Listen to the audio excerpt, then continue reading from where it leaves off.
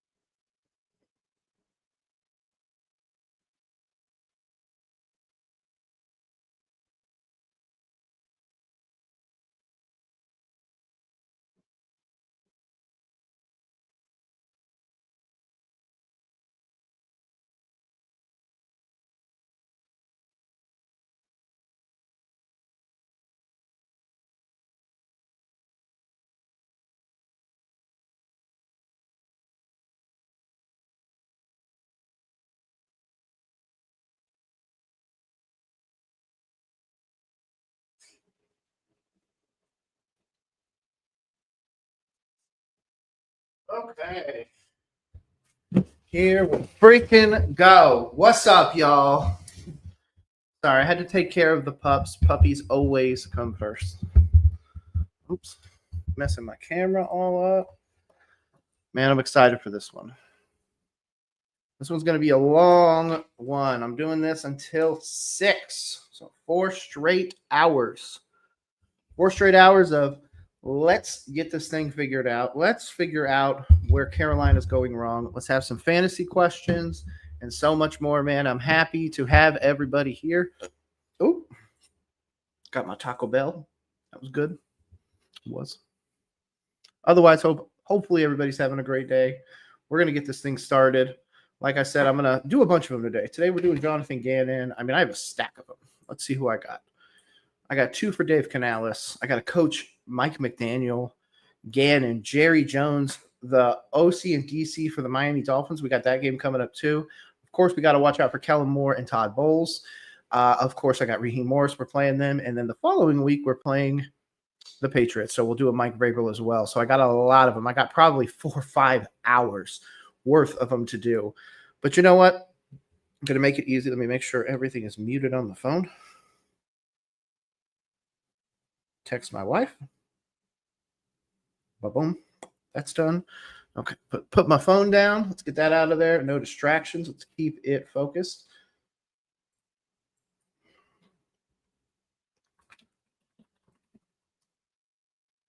Okay, I have no idea what the bottom banner is going to be. I think it's going to be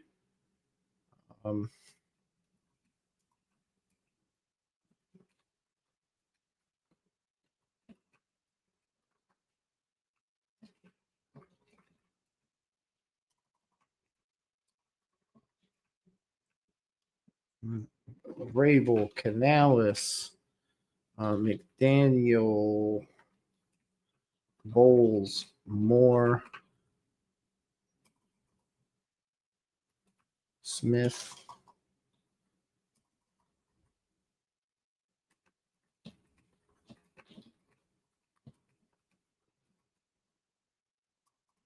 Share to the peeps. Okay, here we go. Sorry. I needed to make sure everything was updated. Really appreciate you guys dealing with me with this. Let's get that bottom banner going. Let me get mine off the thing. What's up, Dale? Appreciate you coming by, bro. You are the legit one of one, day one guy. This dude, I cannot say enough positive stuff about. I mean, everything, but I mean, I take that back. He's a Saints fan. That is a drawback. But other than that, Dale is 10 out of 10. I love you, boss. Jesus, my brain. Sorry. This is also roll coverage. I've been smoking this morning too, man. I was breaking down some 22 stuff. Fuck. Guys, Joe Burrow just got placed on IR. Oh, my brain, no. My fantasy team just got shelled. Shit.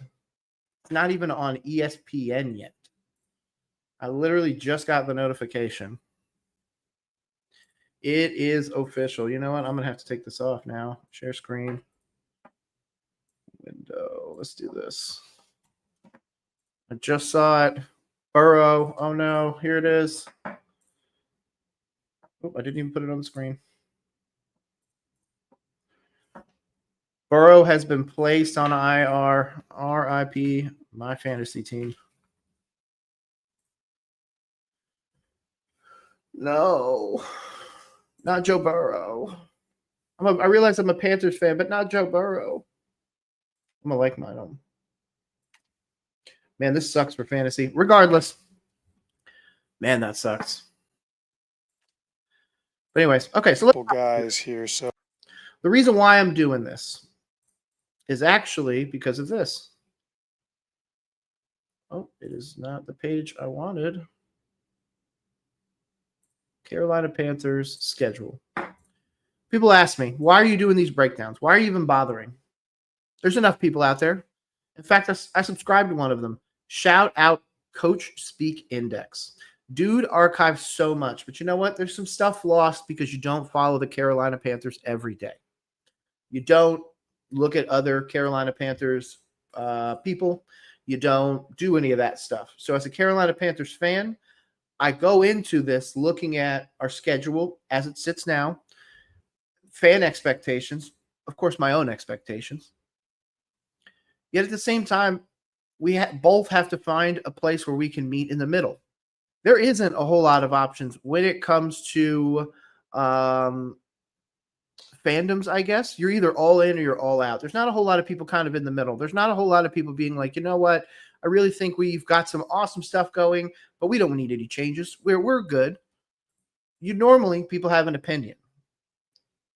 I have had mine. Mine has been that the offensive line was going to give us issues. I understand people hated that opinion. I understand that we had, top 12 offensive line last year? Last year is not this year. Like the old adage goes, yesterday's price is not today's price. So with that in mind, we go into this down 2. Okay? 26-10, 27-22. And don't get me wrong. Without going into the Bryce Young discussion, I do think that Bryce Young looked considerably better. I think that he showed me exactly why he was a number 1 overall pick.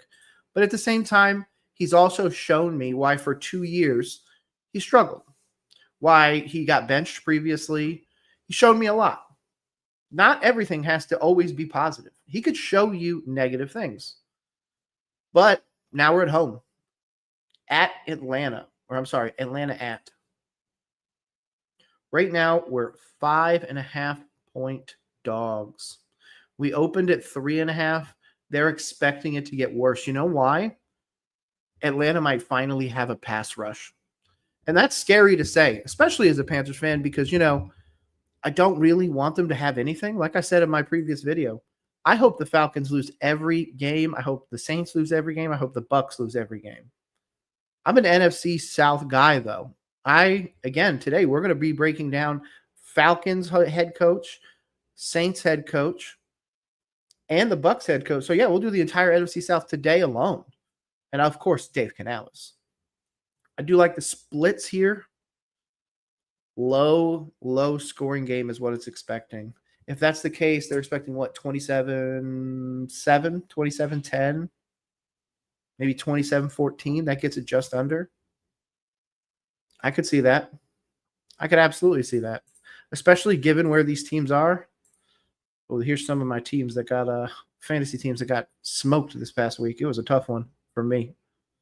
Real tough one. And then, of course, we see right here where we're sitting in division. Carolina at the bottom behind New Orleans. That's strictly because of points allowed.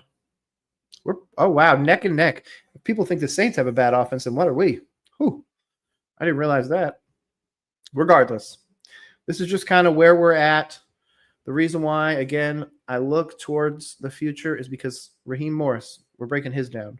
We're breaking down Vrabel's. I'm going to break down some Mike McDaniel. I got a Jerry Jones one. And you know what? I'll pause a little bit on Aaron Glenn and some of these later ones because that is going to be the scenario where this team might be down the 5 games, like I said, going into a game like Dallas in week 6, needing a win to keep jobs. So without further ado, let's hop over to Jonathan Gannon. We just played the Cardinals. This is him following that game. So let's get it. LJ Collier had a knee, couldn't return. Max Melton had a knee, couldn't return. Garrett had a knee, couldn't return. And I think Will might have had a groin at the very end. He didn't return either. I just told them in there, I'm proud of them that they showed some resilience because the game was going the way we wanted it to, and then it turned quickly. But ultimately made enough plays to win the game there.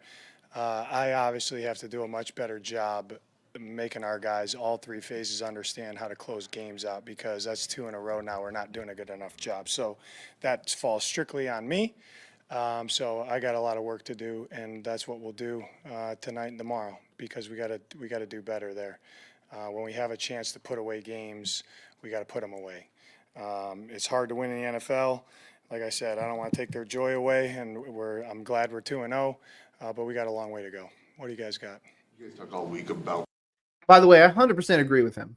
It felt like they just gave this game back to us. It felt like the defense started playing soft, that prevent defense almost. Of course, Arizona also learned to play zone against Bryce Young. That was the big, I think, boom, explosion moment for not only Carolina Panthers fans, but for other fans of other teams of how to beat us. Go out there and let Bryce do what he did. Because you know what? There's one thing I can't do, and that is ignore the facts. I'm going to pull him up right now. Bryce Young threw the most yards that he's thrown in his career. That's kind of crazy, right? It's a little crazy. I mean, 328, 35 of 55. Now, if we obviously take out that last drive where he went 0, again, big old bagel, big old goose egg, and 8. Doesn't look too bad, right? I'm sorry, I'm really bad at mental math right now. So it'd be 35 of 47 for 318. Or I'm sorry, 328. 3 touchdowns, a pick, and a fumble. That wouldn't be the worst stat line. The problem is where the fumble happened, in the same place it continually happens in Bryce Young's hands. Not only in his hands, but every time it seems like somebody tackles him from behind, he just lets go of it. So I ask you, are we going into a Teddy Two Gloves situation where we're going to ask the quarterback to maybe play with a glove on his left hand to help with extra grip?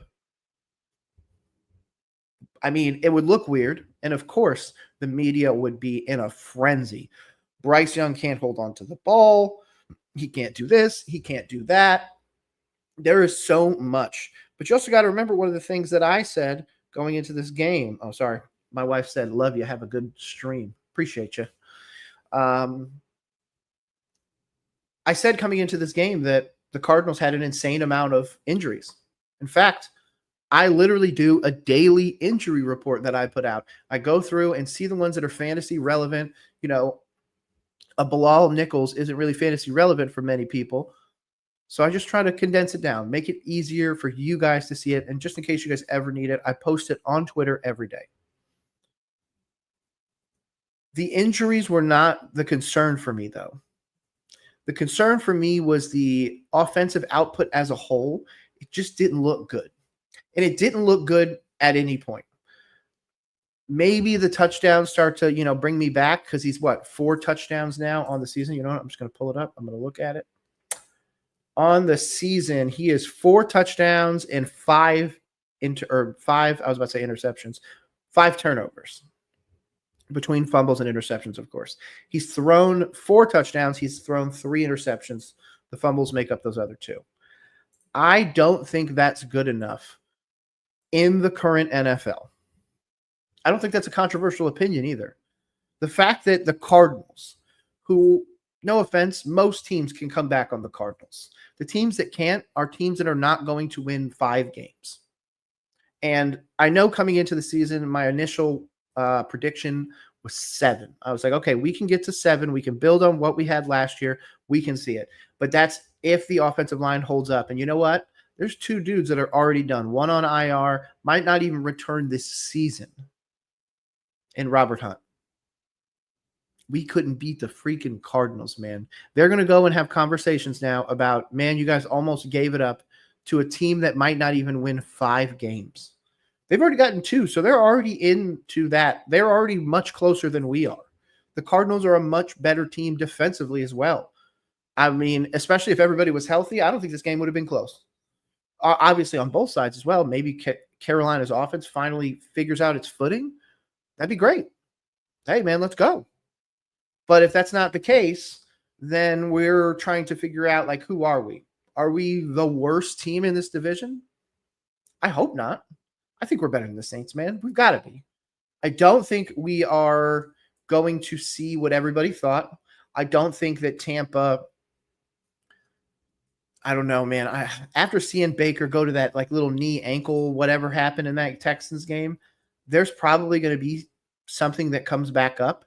And do I think that they can win with Kyle Trask? No, I don't. So I do think there's a chance that as long as Michael Penix Jr. stays healthy, Drake London, Bijan, those guys stay healthy, I think the Falcons can actually make my prediction of the Falcons winning the division come true. Genuinely. Like, you guys have got a pretty decent schedule, but you're about to play us at home. If you can beat us at home, especially handily, I don't think there's an argument that I can make against the Falcons not winning the division. So that's a whole separate argument we got to have. Besides Stoneface here, this Cardinals team shouldn't have come back. He needs to really figure out what's going on internally because that shouldn't have happened, period. I understand Marvin Harrison was kept to, a very, very modest day, even Benson and everybody. But I made a video. It was the Trey McBride video where I said, Trey McBride's going to eat, dude. Dude's going to eat us alive. That's going to be where they make their money. And what do we see all day? We saw Christian Roseboom trying to run down everybody he freaking could just to try to compete. Trevin Wallace as well, missing tackles and all that other stuff. It was much better. Defense was much better than game 1. But Arizona's defense allowed us back in this game more than I think Carolina went out there and snatched it away. And that's a concern for us. And of course, like you said, it's a concern for them because they should have been able to shut the door much sooner than that. Closing the game out, having the ball in your hands at the end of the game, which you did, but to get there was obviously pretty tough. Why was this team not able to close this game out? Yeah, I got to coach better. What do you think was the pivot point in not being able to finish in the game? Was there one you could identify? No, that's a good question. That when you get up like that on defensively, you're trying to make them earn every yard. I think then they went on 2 long drives and scored touchdowns. So within those drives, we just got to do a better job of making sure that we can try to get off a little bit better and keep points off the board ultimately. Like if you get out of one of those stops or you convert, if you get off on a 4th down here or there, the game doesn't look like that. So that's what I mean from my standpoint. I got to coach us better to understand what's going on in the game and what calls we need to execute to put games away. So the turning point to me is we just really never got that stop that we needed or, to keep points off the board to let our offense go out there and really put the game away. So, and like I said, it's not the players at all. They fought their butt off. It's completely on me. I like him saying that, but I mean, players still have to execute. That's what Dave Canales keeps saying, at least. I do think there's something to it. You don't blame them. You're hoping to come away with a turnover. You're hoping to just, get that one thing. But it also felt like times, excuse me, hold on.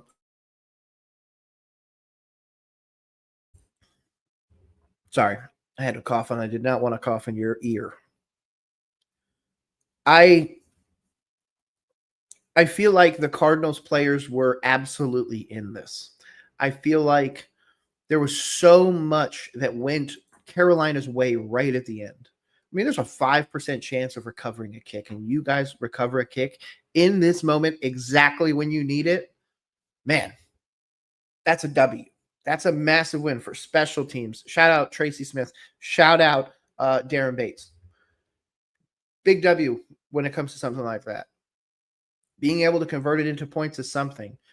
0 for 8 from Bryce at the end, though, was the reason why we weren't able to convert this. That was where I felt like the Cardinals defense finally looked at us straight into the face and went, no. And we just kind of took it. There's nothing we could really do, if I'm going to be honest with you.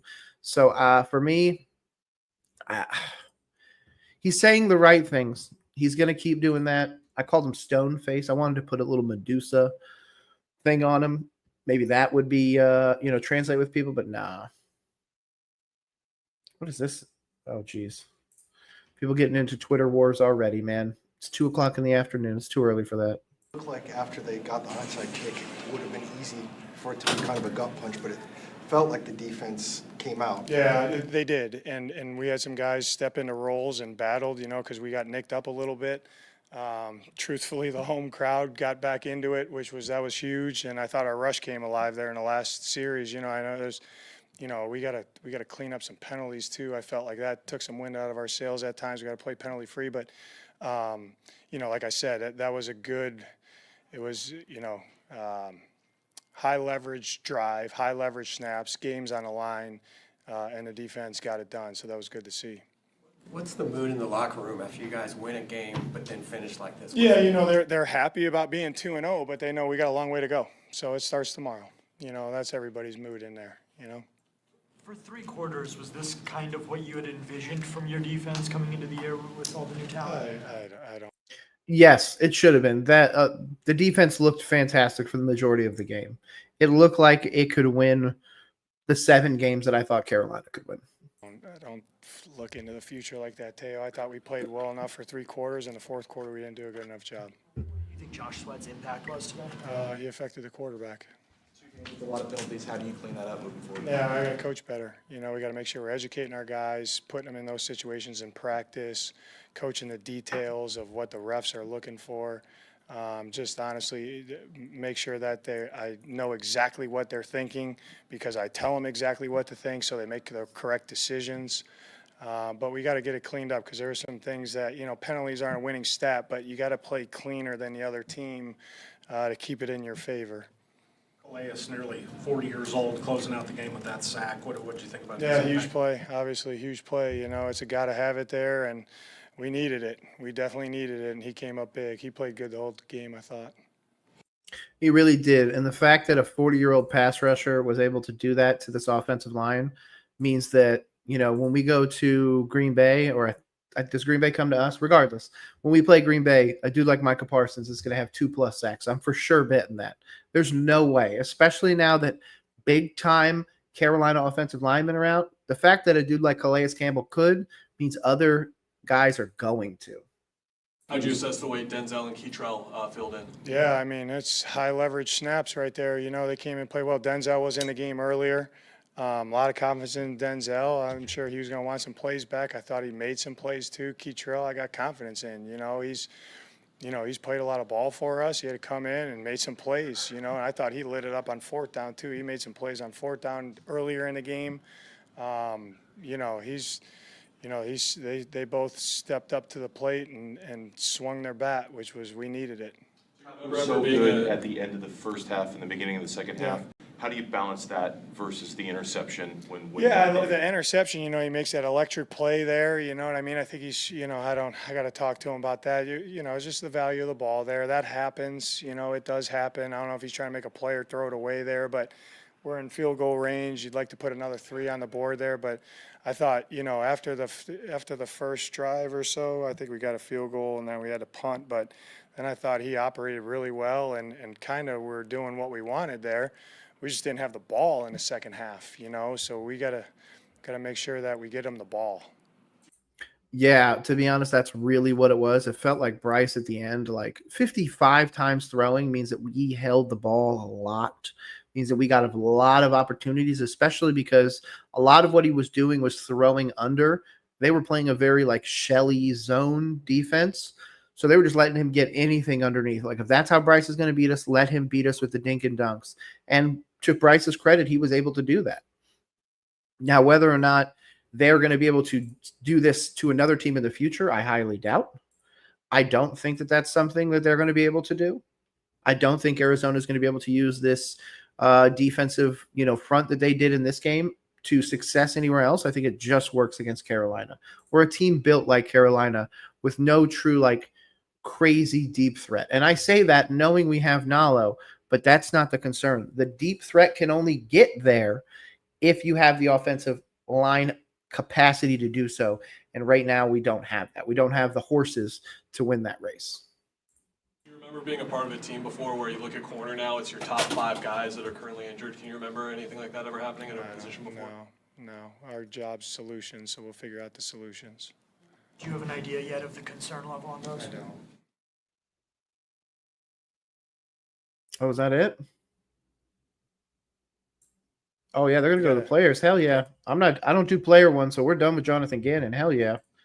Shout out to him. Let's throw this back on there while I boot up the next one.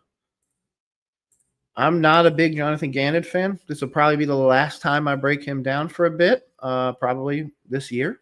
I just don't think he's, one, people are watching it, or B, I don't enjoy doing it.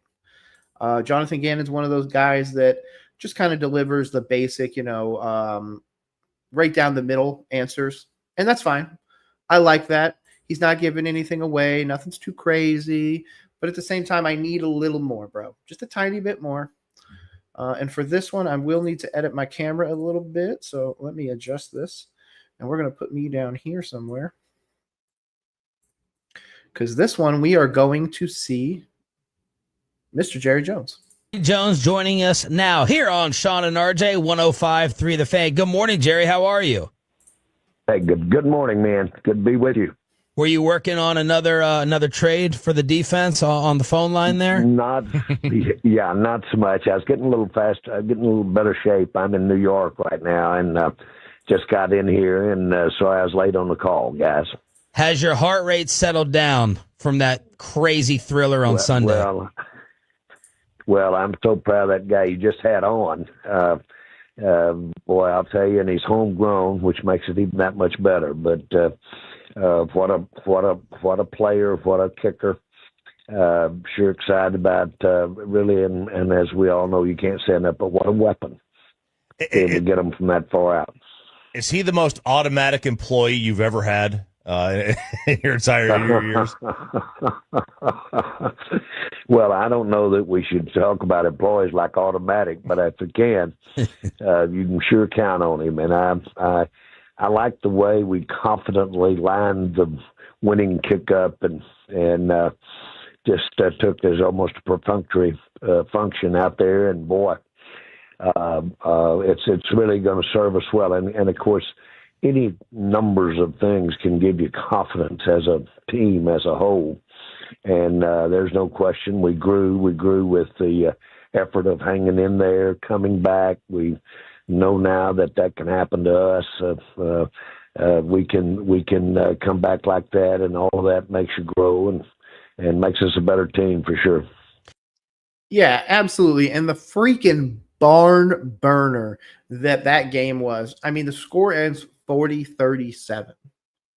That's not a normal Dallas thing, especially against the Giants with Russell freaking Wilson. I thought maybe Jackson Dart, not Russell Wilson. Dude had moon balls all day long. Cowboys looked like a team that could continue to win.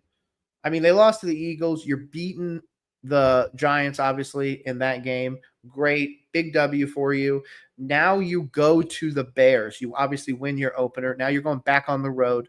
I think you could beat the Bears. I genuinely think you can. I think there's a conversation that maybe it's another game where Ben Johnson's going to be like, man, another opportunity where I could have been the head coach of the Dallas Cowboys or something like that. So I definitely think that could be the case coming out of this next game. But one of the things that I want to touch on for Jerry Jones, normally drafts pretty interestingly. We got some guys. This last draft, though, I really feel like he cooked basically every pick. They took Tyler Booker, the guard out of Alabama. Love that. he's going to be on that line for a decade. Donovan Ezeraku was a guy that I doubted, but to be honest, if he was on my Carolina Panthers right now, this team would be infinitely better. Genuinely. A very good linebacker is the way to go. Obviously, he's an edge more of the time, but I genuinely think he's got the hands to be a coverage guy as well at times. Then you add on Siobhan Ravel, the dude out of East Carolina, the corner. Love him. I think he's injured right now, but regardless, I really love that for the Cowboys long term. Jaden Blue, again, another running back I really like. Really reminds me of Bucky Irving, kind of short, gets through it really quickly. After that, Shamar James, the linebacker out of Florida. Ajani Cornelius, the tackle out of Oregon. Any tackles out of Oregon I'm interested in, period. Worst case, they could be guards.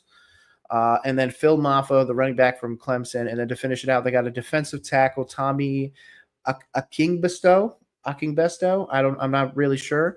But fantastic draft for them overall. Obviously, they got rid of Micah Parsons, a very controversial trade.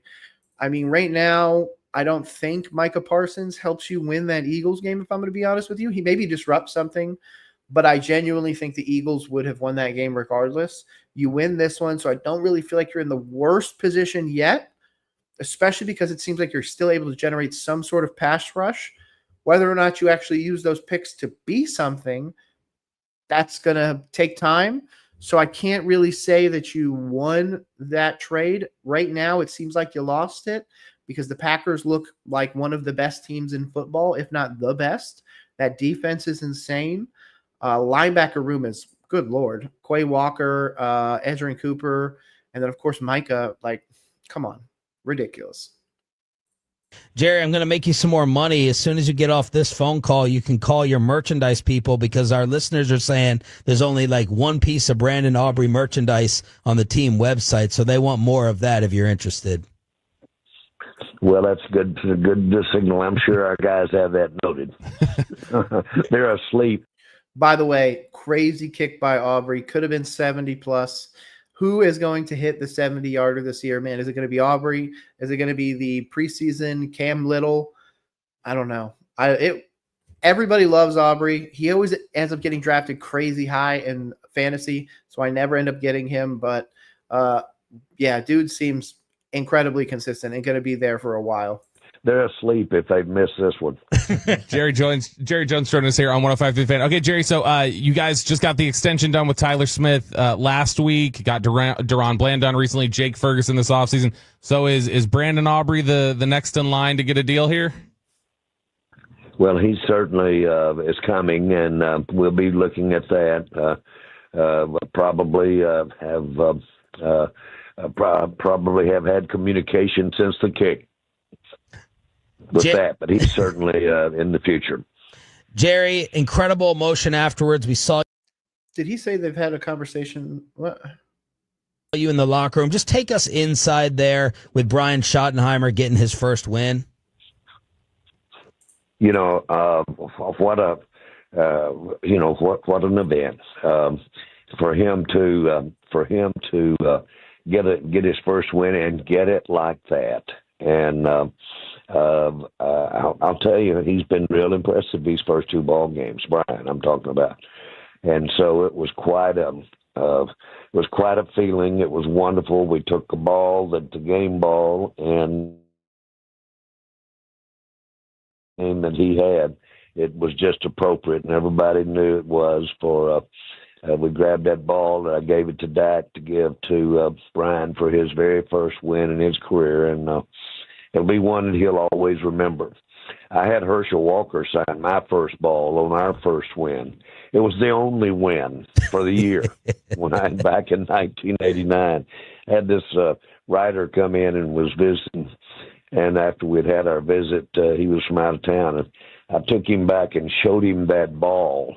That was after that first year, and I said, "This is my win. I'm so proud of it." He starts laughing. He said, "I bet you're the only one in sport that can say, 'This is my win.'" One win. Jerry Jones joining us here on 105 through the Fan. Of it. Jerry, last week you told us Dak Prescott and Kenny Clark were the highest graded players you guys had internally. Who stood out for you guys when looking back on Sunday's game? Well, by the way, Kenny Clark looked awesome. Dak played pretty decent. CD is still that dude. I feel like it's the offensive line. That is always the one. If you want the answer of the best Cowboys player week to week, it's the offensive line, period. By the way, Kenny had another really great game, and obviously the kicking game was really good. But Dak played another tremendous game out there, and 33 is really looking good, and really proud of what he's doing for us in the running game. Those guys really stood out. Inside there, we had some good play by our entire group inside on defense, and we did a good job against the run. Obviously, we've got work to do in that back there on defense, and it was pretty evident the kinds of things that were flawed out there that we'll must correct. But boy, I'll tell you what, they sure did a great job of. I believe the quarterback had a career game against us, and he's had career games. But Brian Schottenheimer said before the meeting, on Friday, he told our group that he said, "I've coached this guy, and he really can throw the deep ball, probably better or as well as anybody I've ever been around or heard about." And sure enough, he had that kind of game against us. Yeah, and one of the things I really want to show of why this Cowboys team is really in an interesting place is I got to show you their actual thing. Oh, geez, now I got to move my face again.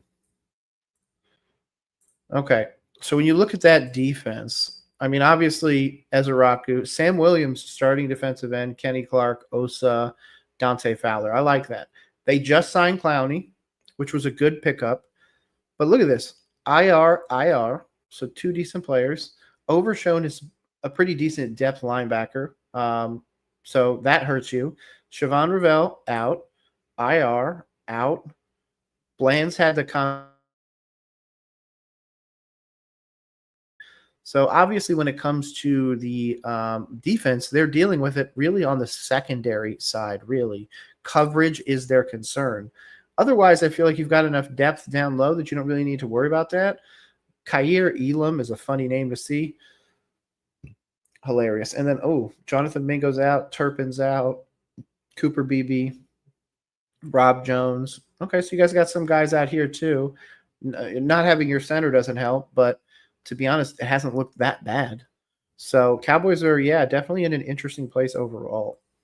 What have the coaches said, and what have you noticed and witnessed last 2 years, this year and last? I mean, you break in new coordinators. It's a tough start. Is it a communication issue? Is it a talent issue on the defense? Which one is it? Oh, I think it's a buying into as much as anything. It's buying into the scheme. You've got to handle your responsibilities. And you got to really do that all over the defense, whether it's in the back end or whether it's up on the front. You've got to do your. Again, he makes sure to mention the back end of the defense first. That's where they're dealing with the most, pertinent injuries. Responsibility. That's first and foremost. And then make that play if it's there. But the main thing is you can't just be there trying to make a play. You've got to have your responsibilities. Make sure that's covered before you abandon that area and try to go out and make a play. A lot of times just coming right in your hole, and that'll solve everything. But you can't be a lone ranger out there. You got to be a part of the team. Jerry Jones. I think that is a veiled shot at Micah Parsons. We often heard that Micah Parsons would go outside of the play. He would kind of do his own thing. That was for sure a shot at Micah. There's no other way. It's anything else. That's the hard part, getting it together so that everybody's doing their thing. Jerry, do you feel doing their thing? Sorry about that. Jerry Jones here on 105.3 The Fan. Jerry, do you feel like you've been missing Micah's pass rush the first 2 weeks? Well, I think you can miss Micah at any time, and you can't argue that. I think that what we have, though, is a defense that when we get it down, we get our gap responsibilities, as they call it. When we get that down, then I think that what we've done will be sound over a period of time. And that's as we add pieces to the defense, and we're going to, just as we did yesterday. Then I Yeah, that acquisition yesterday he's talking about is Jadeveon Clowney. think that we will take up anything that we have been missing the last 2 games. Is there someone out there like a Stephon Gilmore who has been Do not go get him. here before that Well, you we might get- look to bring in? Oh, you're talking about on defense. We've got help on the way. We've got we are talking about in the secondary, and yes, we've got help on the way, and it's internally.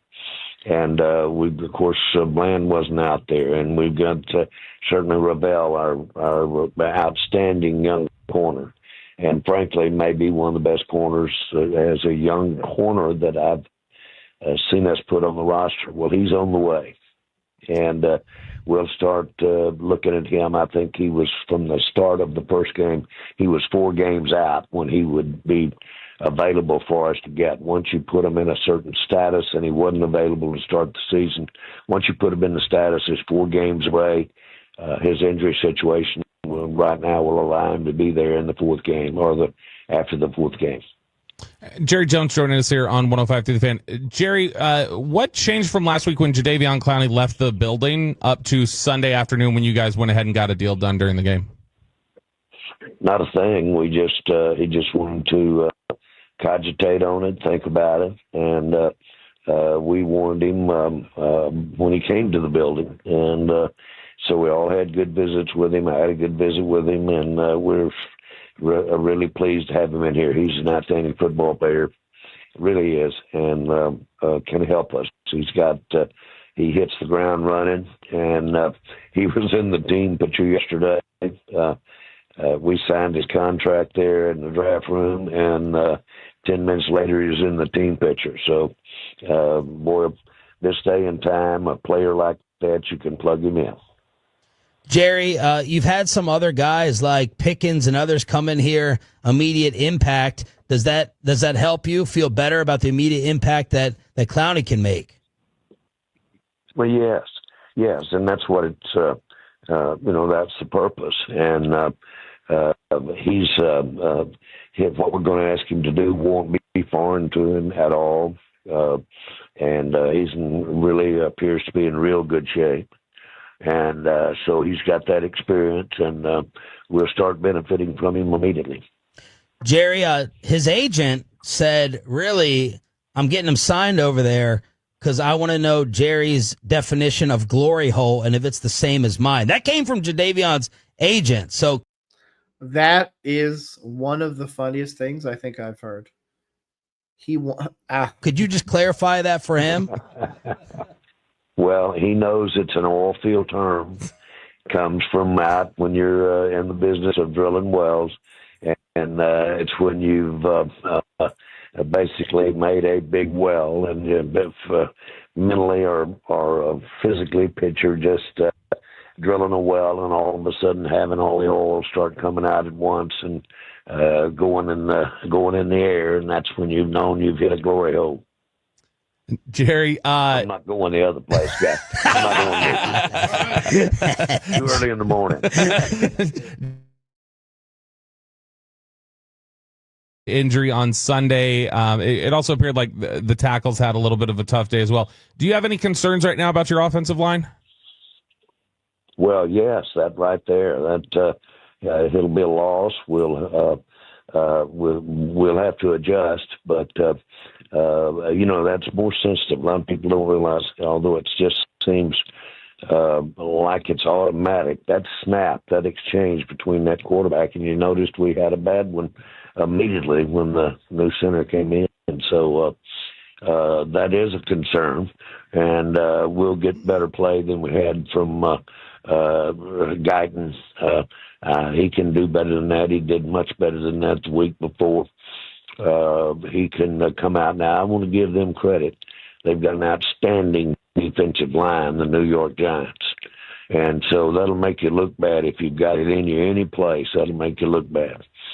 And so it did. And so I expect better play there. Jerry Jones. I agree. And one of the reasons why he's making these decisions and he's trying to figure out that defensive side of the ball, mainly like we talked about the secondary, this is the reason why. Look at that. Trevon Diggs way down here. Kaiir Elam. Like, that's not good. Shout out Mike Jackson and J.C. Horn doing real well last week. Big dub, big dub.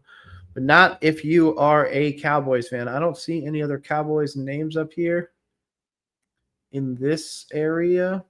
I only see Byron Murphy. I'm just making sure I'm not missing them. Yep, it's just Diggs and Kaiir Elam. That is not good.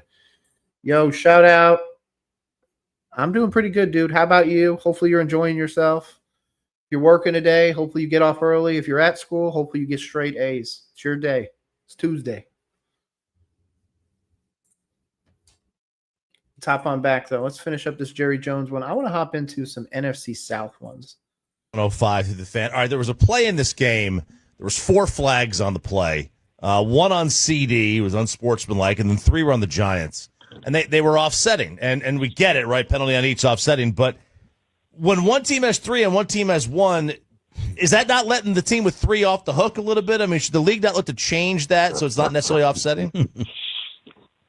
Well, either that or it tells me if you see the team, your team get a foul, just go ahead and get them all out of your system at one time. Everybody back a foul.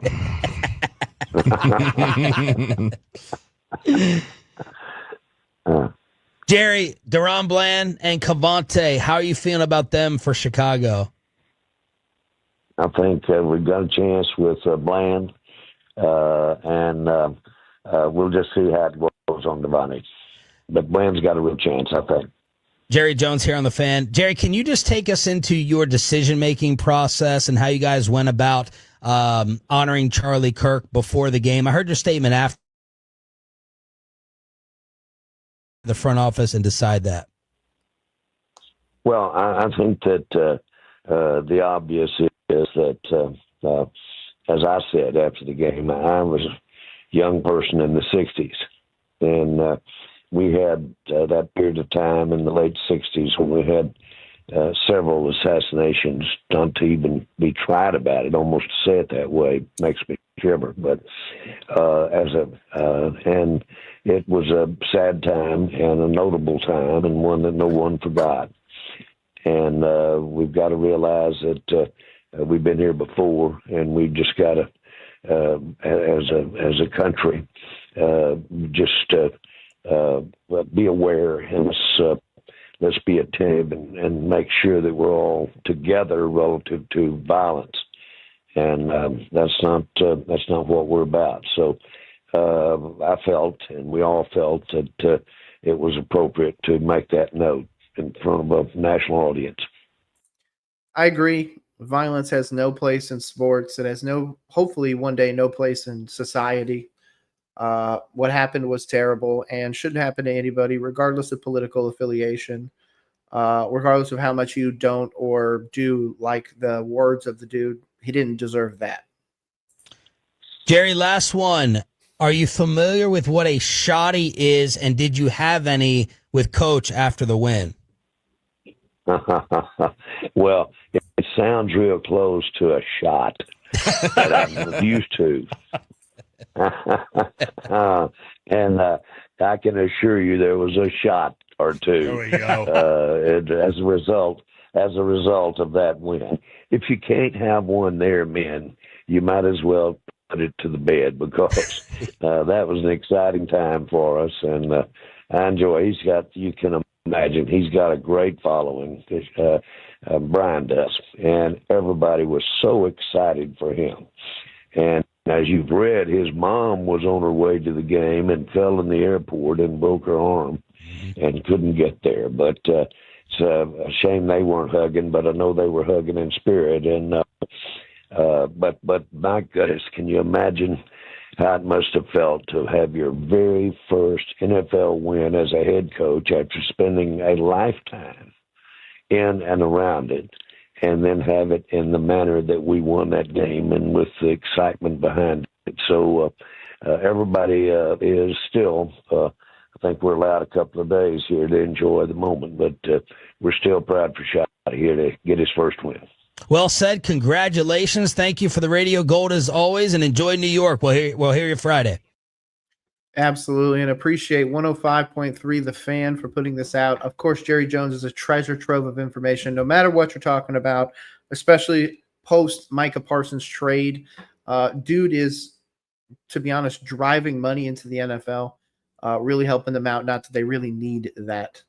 Let me get this one off the screen. Let's get this one reloaded.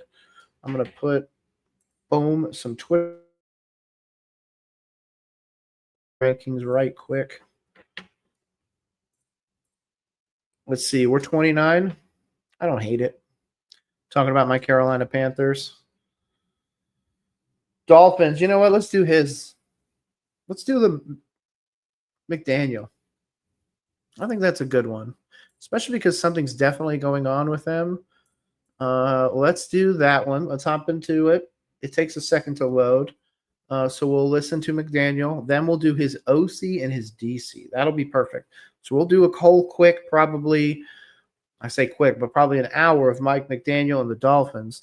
Then we'll hop over to Todd Bowles and Dave Canales. I want to save the Dave Canales till about 4 p.m. So if you're here for that, that's when that one's going to go down. I want to make sure to spread it out a little bit rather than just giving everybody the Dave Canales stuff right off a rep. That's probably when the majority of people are not going to be watching. That's why I started with Stone Face, Jonathan Gannon, and of course, Jerry Jones. So let me get this swapped out. Let's see Coach McDaniel. Okay, we're going to cut in a little bit. Oh, there he is. What the was he doing? Okay, let's let this ride. Who's starting? Start. It's good to check in on updates on Austin Jackson and Iffy. With Austin Jackson, does it look long term, or do you think he might be back around the time he's eligible in 4 games? And is Iffy a long term thing? I think we'll have a shot to get him back close to return. He'll that's kind of what we're earmarking for Austin. And then Iffy, it was good news, bad news. The good news, it wasn't anything like overly severe that we were, oh shoot, the images showed this. However, it is soft tissue on a short week, so I'm trying to feel out what the positive vibes from the medical outlook from this morning, what that actually means as far as this game. That will become clear as the week goes. Yeah, absolutely. And to be honest, look at their freaking. Oops. Sweet, those are done. Okay, look at their injury report. Let me move my big ass head up out the way. Boom. Okay. Defensive tackle, 2 corners. Storm Duck, by the way, been a pretty awesome corner so far. Jalen Wright, Darren Waller, Malik Washington, Chop Robinson, their great linebacker, 3 guards, a center, a 4th guard. I mean, tackles, Cam Smith, their place kicker is in IR, Jalen Collier. I mean, this team is cursed this year. How many people is that? I don't even want to count it. Well, let's do it. 1, 2, 3, 4, 5, 6, 7, 8, 9, 10, 11, 12, 13, 14, 3. So 23 freaking people injured for the Miami Dolphins. I'm glad it's not my team. Iffy, I noticed on the kickoff return touchdown, he was limping. That was it? Boom. Yeah. With Achane, when he steps out of bounds, I mean, is that, I guess for lack of a better term, his fault? Was that, should he have had better field awareness, or is in the moment you just can't help that. It's a game of inches, and he was. What had happened was he too quickly went through his progression, got to him, and there was a flat defender. He made the guy miss, and then Alec Ingold, being a captain, he transitioned from his route to be a lead blocker on the half safety, and Devon was bringing the ball to the block as we coach it, and just was a little, I think a quarter of an inch or a half inch or whatever it was. You have to pay attention to the sideline. He was, but I think he thought he was a couple inches inside. So it is a game of inches. He was trying to turn the play into a touchdown and pressed it just a hair too much. But he made an outstanding play to get to that position from in the first place. I would agree. I mean, I don't know what he's doing. Like, I remember when Mike McDaniel first got hired, everybody was so happy. He seems like the weird, quirky kid that finally got his shot. And to be honest, it's been good. But I feel like the doubling down of Tua is his downfall. Like, could they have gone for another quarterback in this draft or the previous draft rather than doubling down on Tua? Yeah. I don't know if he's the long-term solution. And I think, wrong side. Look at the way he freaking looks. Dude looks like he's aged 30 years and 2. That's not good. That's the Frank Reich way. And if you guys know, being Carolina Panthers fans or following me, that is not the way to go. And the reason why I'm breaking down McDaniel right now is because he is our week 5 opponent. That was the game where I said if we do not win in Atlanta, at home against Atlanta, I don't feel like we're winning at Patriots. I feel like the Patriots are good enough to beat us. And the way that I just saw Drake May play, given our offensive issues and especially offensive line issues, that could be a real bad powder keg. So if we go out of that, that means we're 0-4. That is not good. That means we have to beat this team that is falling apart, ripping apart at the seams. Tyreek Hill wants to be traded. If we can't beat the Dolphins, dude, I don't know what we're doing. What's been your impression from conversations with players on where their head is at on the short week here? Well, I think I tried to make it very, very clear last night, and my expectation talking to the guys that I've talked to today is that our focus is super clear, and it's pretty obvious. Thursday night games are, after a loss, they can be a blessing because you have no time to think about anything else. And quite literally, I kind of paint a picture that I think the team is, understanding is that every moment that you spend thinking about anything but the opponent is going to serve you in the worst. So I think it's extremely important that the guys are solely focused, as I am, on the Bills and nothing else, because that's all that does matter.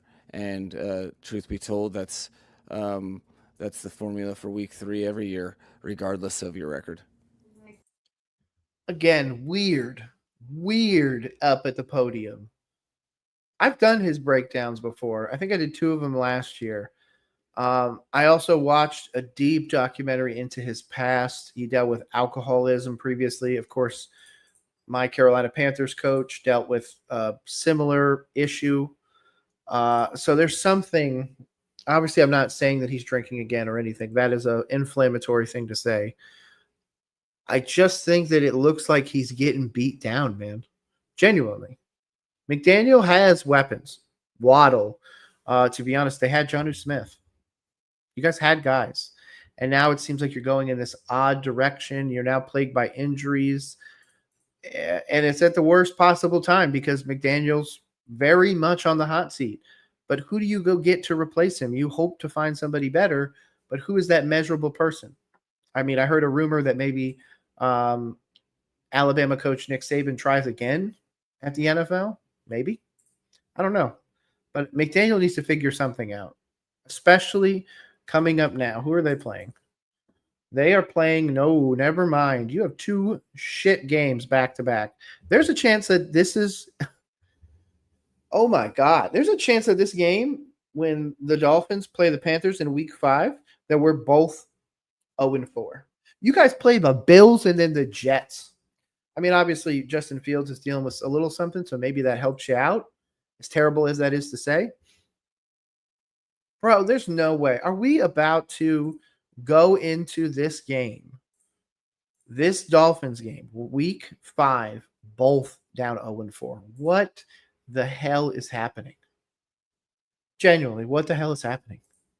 Have you felt at all, or are you worried in any bit that your message and your voice isn't being received by the entire locker room just at the level it needs to? Yeah, I mean, I think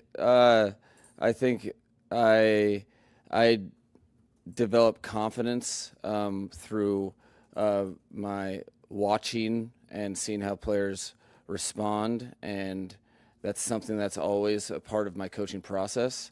And I think if there was anything that would lend me to believe that messages weren't being received, then you address those things. That, to me, I think I've seen a team that is trying to do everything they can to win, and coming up short. And yeah, absolutely, Brian. Any question you have, I will answer it. Fantasy, no matter what you need. I got you, dude. 100% free.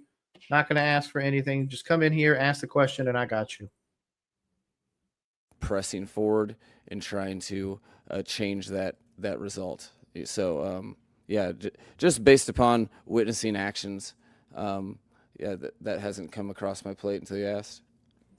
It's a pretty open-ended question, but how would you define the culture inside of this building? How would I define? Real quick before we get into this question, I'm going to answer Brian's question. Hawkinson or a healthy Likely?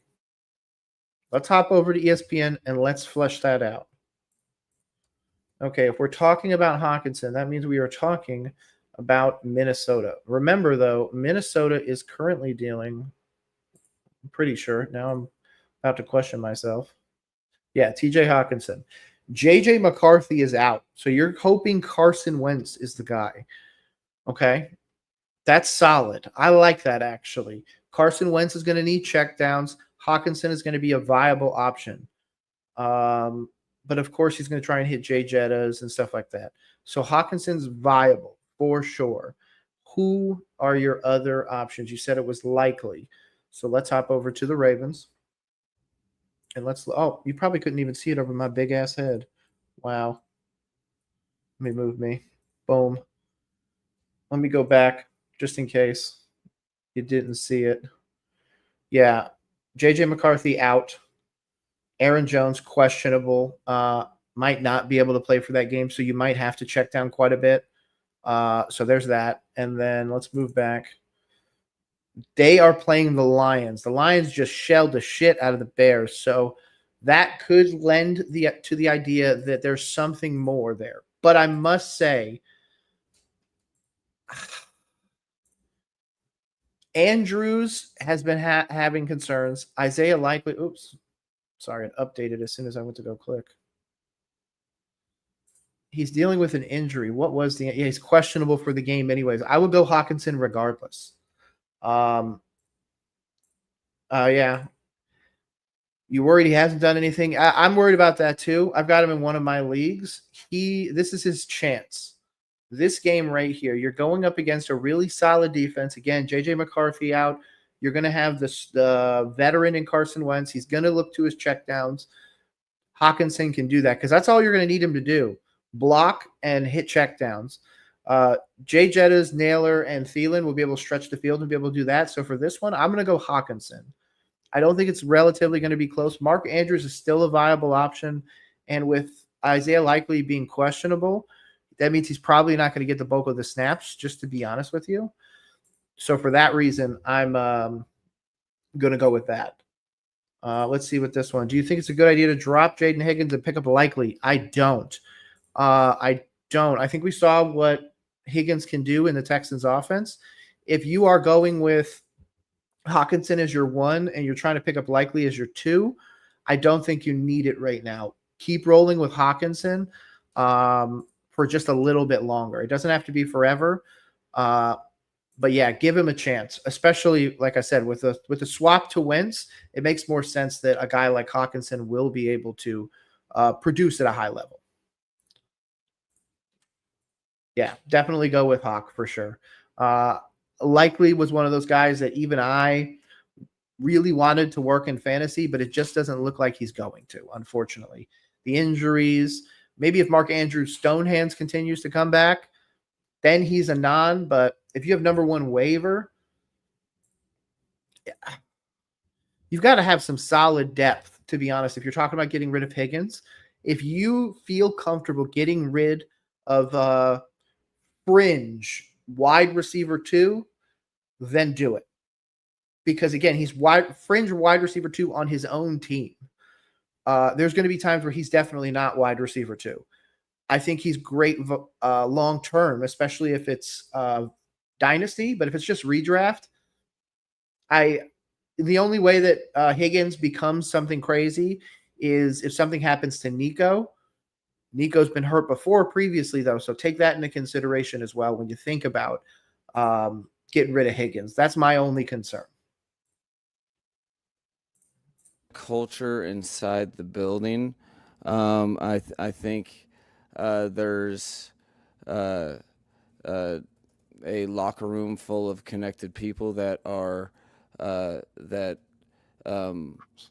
they say we do is kind of our mantra, but we do work to produce results, and we fearlessly attack things that we fail at. So as far as defining the culture, I think people are mostly responsible who you are working with and the direction they're going in. And I feel like we have a thinking about dropping Franklin or picking up Franklin and dropping Thornton. Which Thornton? Because there's the Thornton from the Raiders and there's the Thornton from the Chiefs. Dude from the Chiefs might be pretty viable for 2 or 3 more weeks, but once Rashee Rice comes back, I think he's relegated back, especially because, the Raiders. Yeah, I would do that for sure. There's no way that the Raiders, I just don't see them becoming something crazy. So for that, yeah, if it's the Raiders guy, like you just said, yeah, that's worth it for sure. Franklin obviously has an ability in that offense. I really genuinely thought it would be Marvin Mims taking that wide receiver 2 spot. Then we also heard Pat Bryant. Shout out to Pat Bryant. Again, I'm going to show it off every time. My my 1 of 1 signed Pat Bryant card. Again, I really like Pat Bryant. Hey, if Franklin's going to be the guy, then Franklin's going to be the guy. We saw it. We saw him. He was a really, really good wide receiver. And again, those little dump off passes that are becoming very prevalent in football, dude's going to eat those every day of the week. A unified locker room and a unified, really team that, it's one of the things that failure provides an opportunity to see that with transparency. It's not as gray as everyone going in the same direction.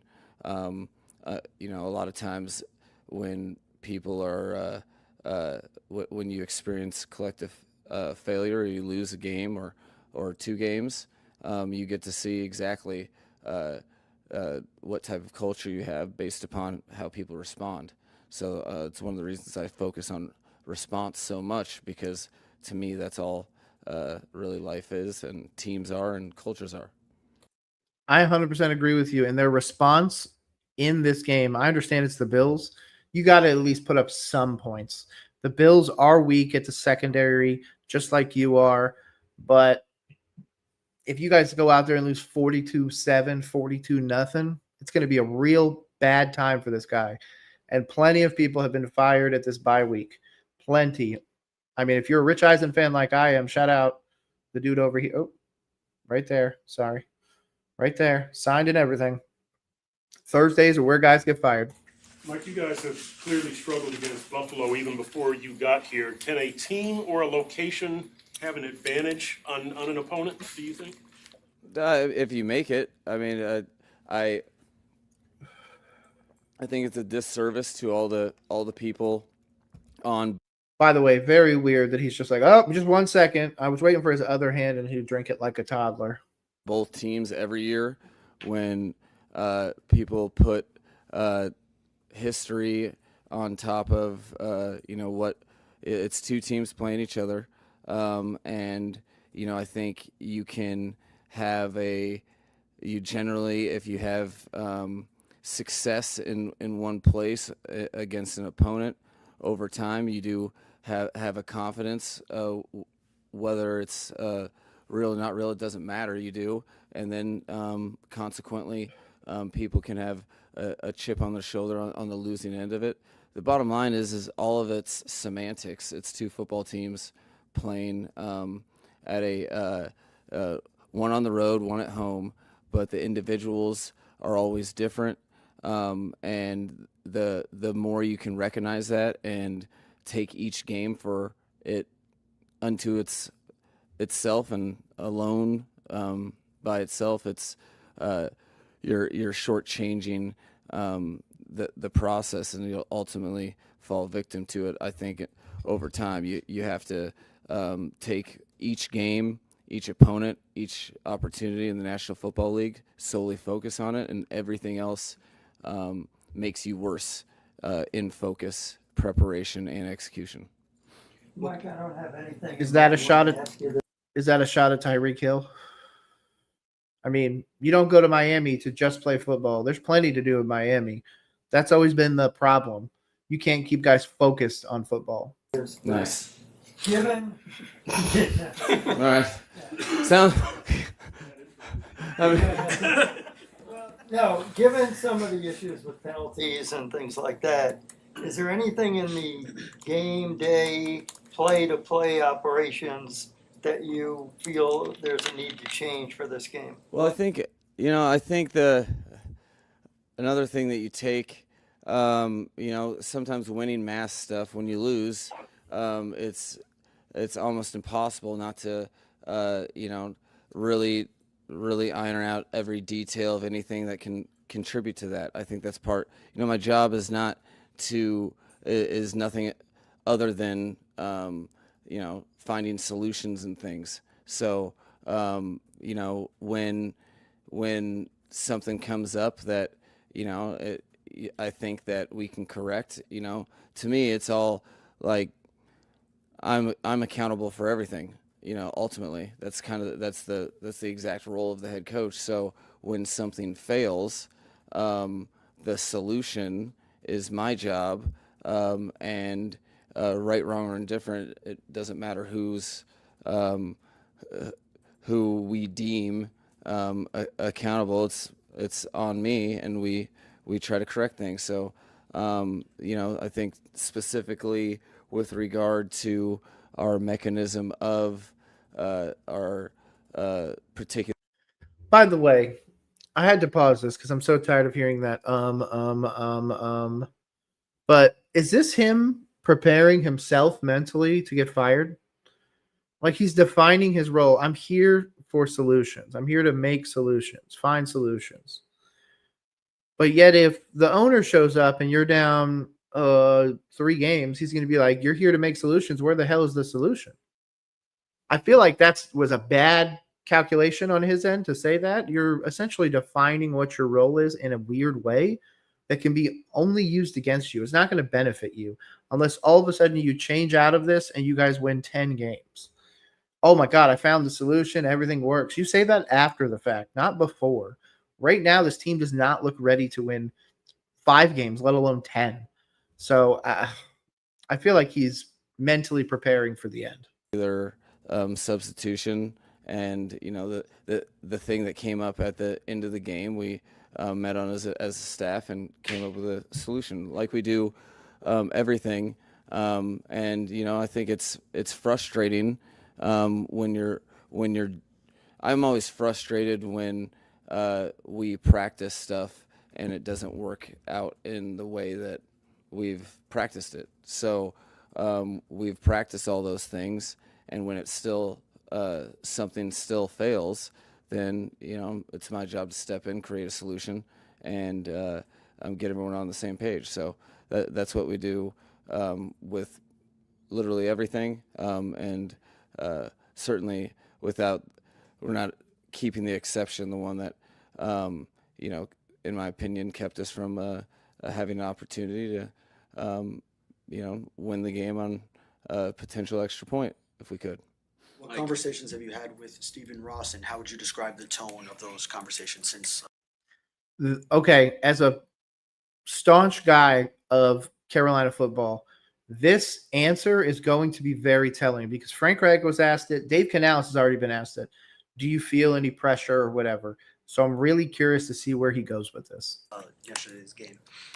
Since yesterday's game, we talked about the game after the game, and then talked about the preparation week for Buffalo.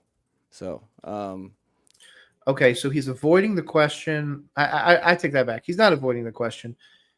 He's just not giving you what you're looking for, of course. That's not really his job. But he's obviously telling you that the conversation didn't happen the way that maybe people think it did. So if that's the case, maybe the firing isn't coming. Maybe he's gotten concessions or he's gotten, confidence from the owner that, regardless of the outcome of this game, he'll be okay. That could also be a lie. So we're not really sure. Kind of in step with what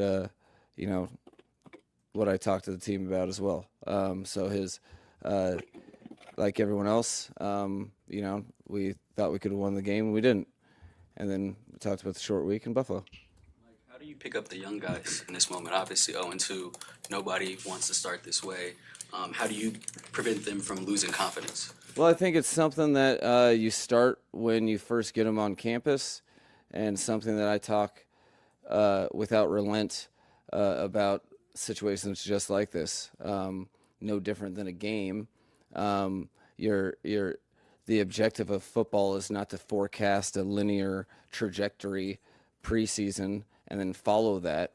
You have to work hard, and if you don't execute things across the board at a high detail, you can still work hard and lose. And then what are you going to do about that? You can't be short-sighted to overcook either way what 2 games mean as it relates to the next opponent. The whole you are not avoiding any setback. You're not avoiding any unforecasted failure or loss, or that's not the NFL. The NFL is doing your best and finding humility and understanding when you do have success that success doesn't carry over to the next opportunity.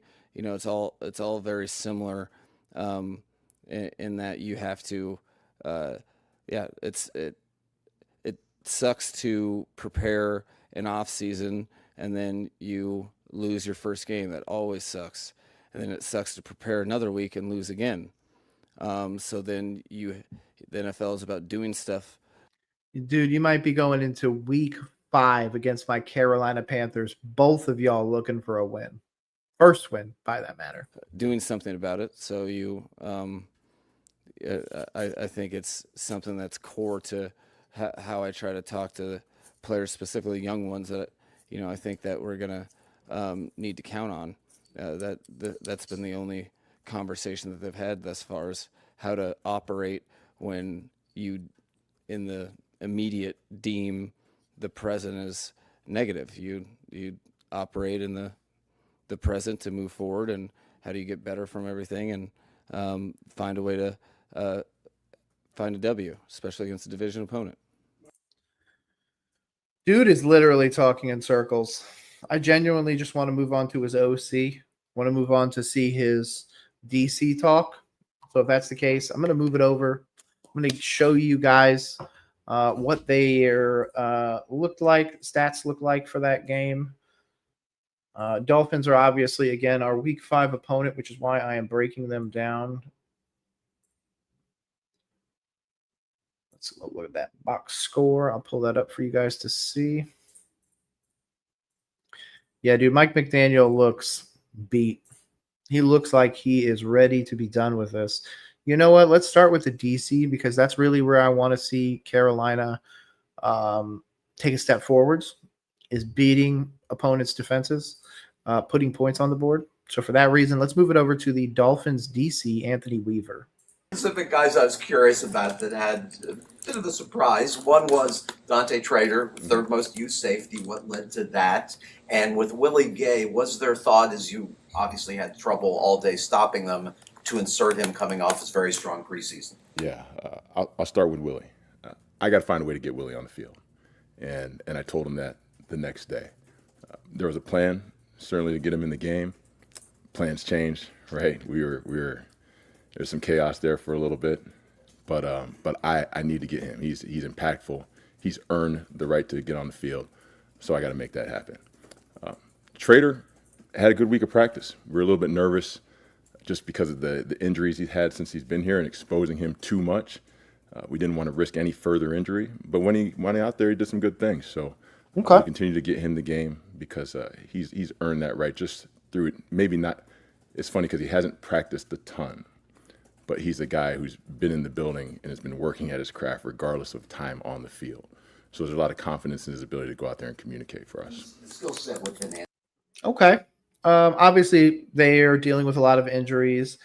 Again, secondary, Cater Kohu, Storm Duck, Afateo, Meafanwu. Like, there's guys that are not really contributing the way that they were. And not just that, but remember, they also traded Jalen Ramsey to the Pittsburgh Steelers.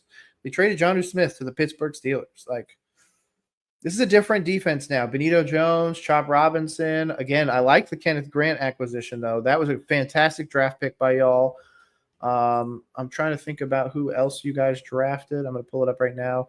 Oh, Jonas Savigny, fantastic guard. The top tier. Love that. Quinn Ewers, I genuinely think, could be a great backup quarterback for you guys. Zeke Biggers, defensive tackle. Haven't seen him yet. Dante Trader, obviously the safety they were talking about. Jordan Phillips as well. So you take two defensive tackles, the one out of Maryland, one out of Michigan. Okay. Jason Marshall, the cornerback out of Florida, solid. And then again, Ollie Gordon. I don't really care what anybody says. I don't care how you feel about Ollie Gordon. He is a really good running back, especially because you're talking about him behind Devon Achane, behind Jalen Wright. Ollie's a fantastic, like A+ RB3. And what intrigues you about him as a safety? Yeah, elite instincts, very good quicks, and he takes direct angles to the ball. Just to follow up on that, just how impressed were you with that goal line tackle that he had, where he kind of diagnosed it perfectly and, you know. Yeah, he's a ball guy, right? I think he has an incredibly bright future.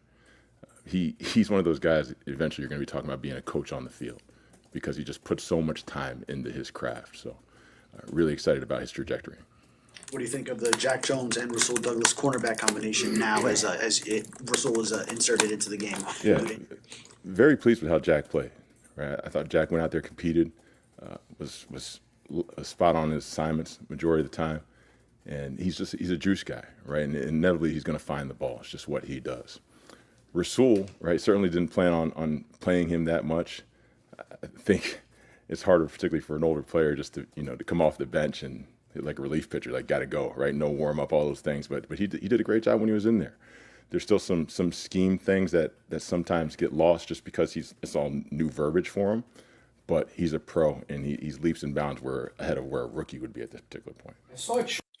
Man, what a fantastic pickup for you guys then. Shout out to you guys. Again, this defense has guys being hurt by injuries. Offense is really not producing the way that they should be. Tyreek Hill is obviously feels like he's going to be traded at some point. I'm not really sure where. Rumors are that it's going to be KC. That was my tinfoil hat theory, is that there would be a trade. My initial one was that they would do Xavier Worthy for Tyreek and send him back, get 2 more years out of Tyreek Hill, win another Super Bowl, and then let them figure out if Xavier Worthy can actually hold up long term.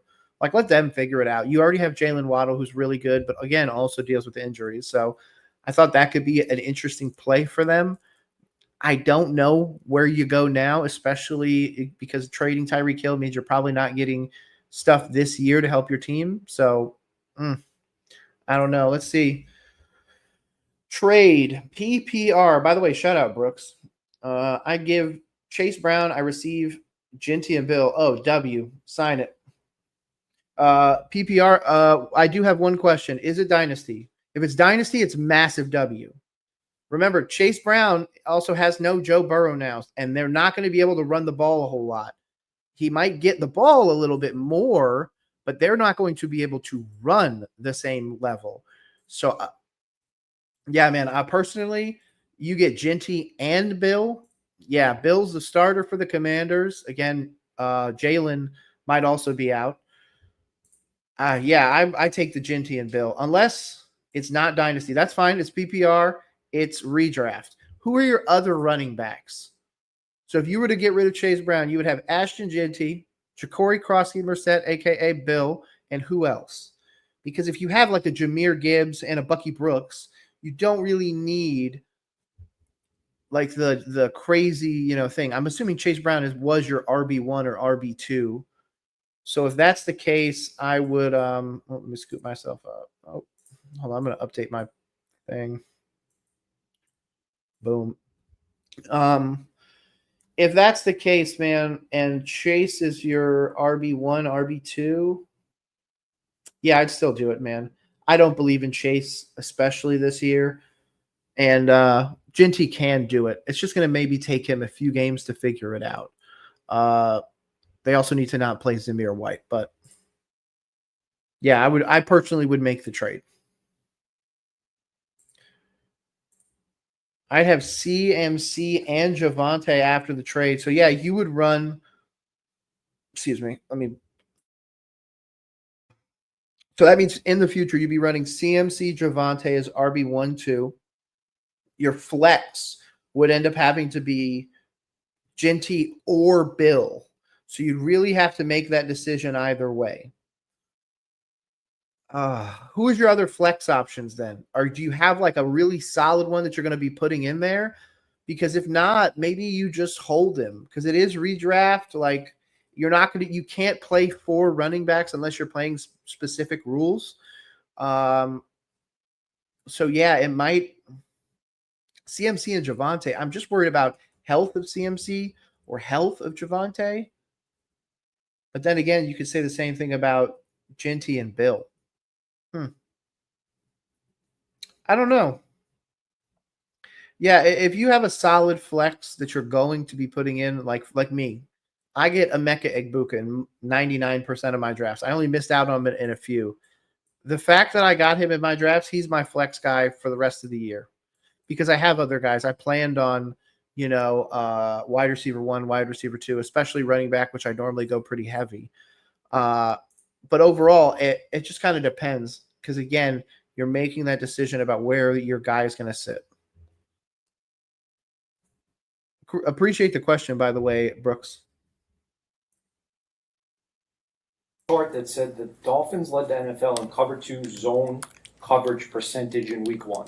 Don't know if you know that, don't know how much you care, but I'm kind of interested if you can help me understand a little bit about the strengths and weaknesses of the zone 2 coverage plan and how much you plan to vary from week to week zone man. Yeah, it's based primarily upon what you're getting from the offense, right?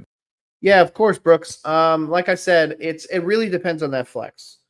In a perfect brain right now, like your Chase Brown is your clear running back 3 because Williams seems like he's running back 2 material.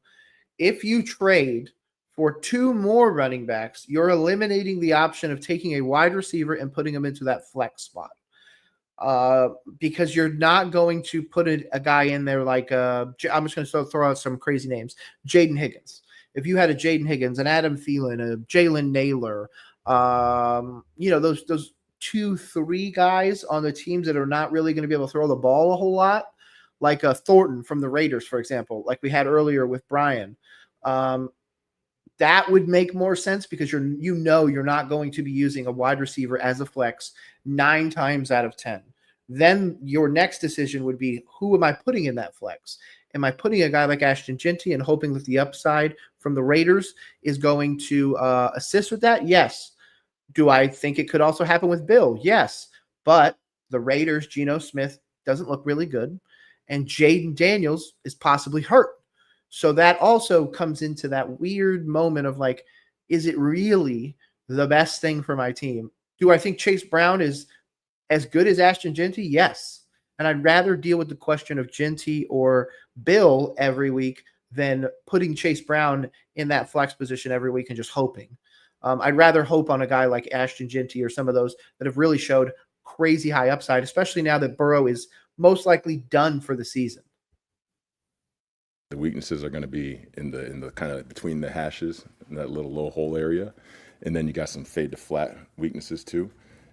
And you're not going to be particularly tight if you don't have vision on the quarterback as underneath defenders. I thought when we were in those particular coverages, we didn't do a great job of having vision on the quarterback and melting with him. So we were a little bit too drifty, and that's why some of those things that were being thrown underneath, we should be tighter. And it should be either bang, bang, or we should be breaking it up. Just to follow up. I'm sorry. What went wrong on the Pittman touchdown? That was the one after the sack.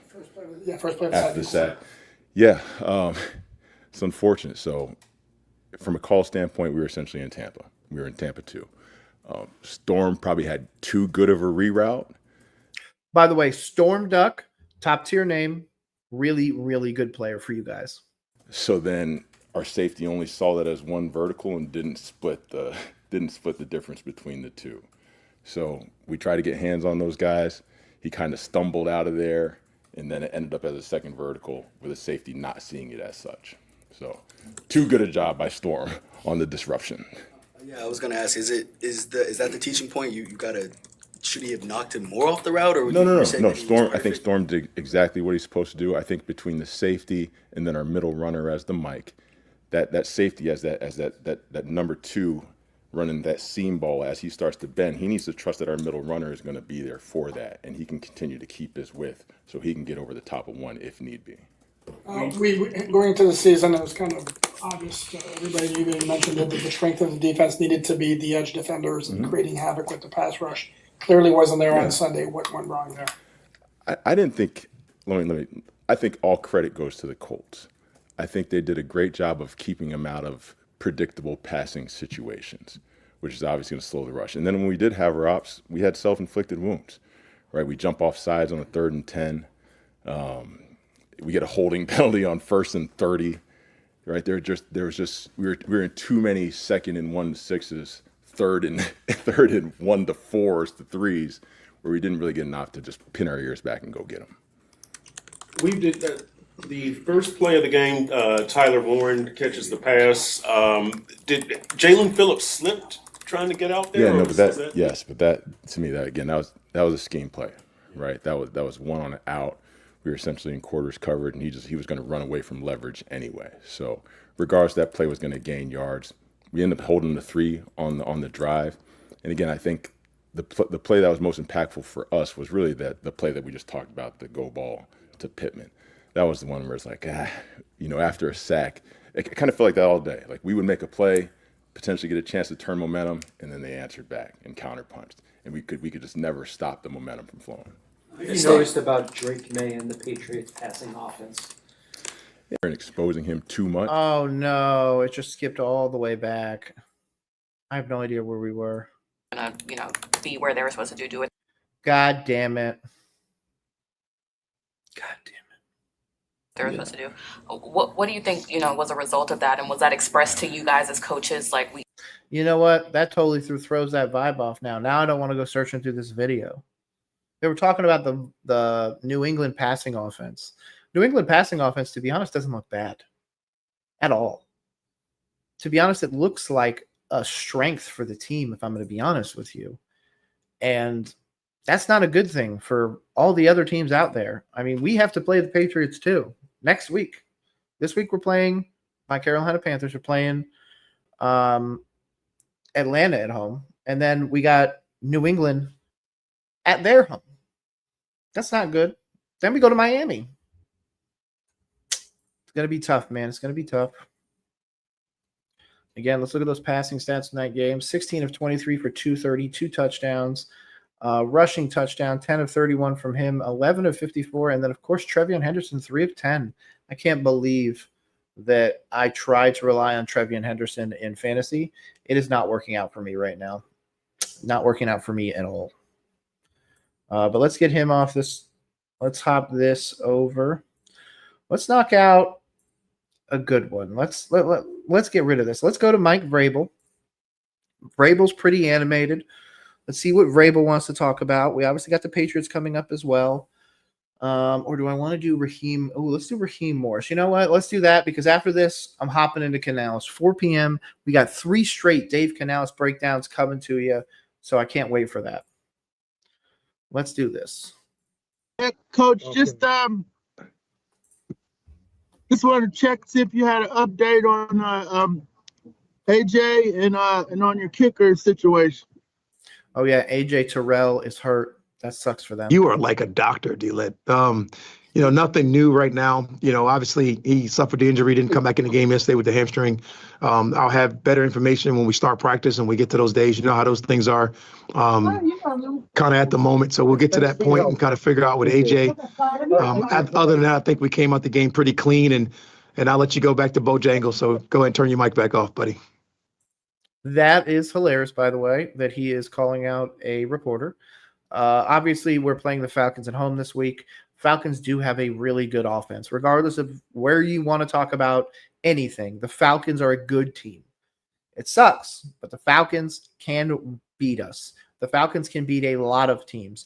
And given that the Bucs barely escaped the Texans, and he might have come out of that, meaning Baker Mayfield, with an injury, or at least a long-term nagging problem, that gives a guy like Raheem Morris and a guy like Michael Penix Jr. the opportunity to take the reins of this division. And again, they were my preseason pick for the division. So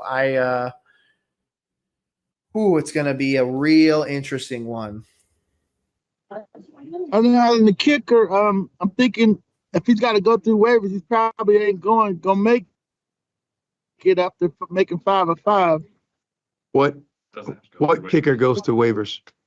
If Romo, because he's on the practice squad, I guess anybody could claim him. I don't know the logistics of his situation. No, that's a standard elevation. So just like all the people we standard elevate, they're on your team. A little bit different than back in the day. Like those rules all change. You get 3 standard elevations with guys. No different than we elevated David Seals. They don't go through the waiver claim situation. So it's a lot different than it used to be. Interesting. I didn't know that. I should probably just sit down one day and just read the rule book, maybe live on stream. Thank you. Hey, Rock, can you think of a time in your years in the league where so many of a rookie draft class made so many major plays in one single game together collectively? Yeah, James Pierce Jr. had a half sack. Jalon Walker had a sack. I'm pretty sure the dude that they got for the secondary had something going on. Yeah, this draft class, I said it.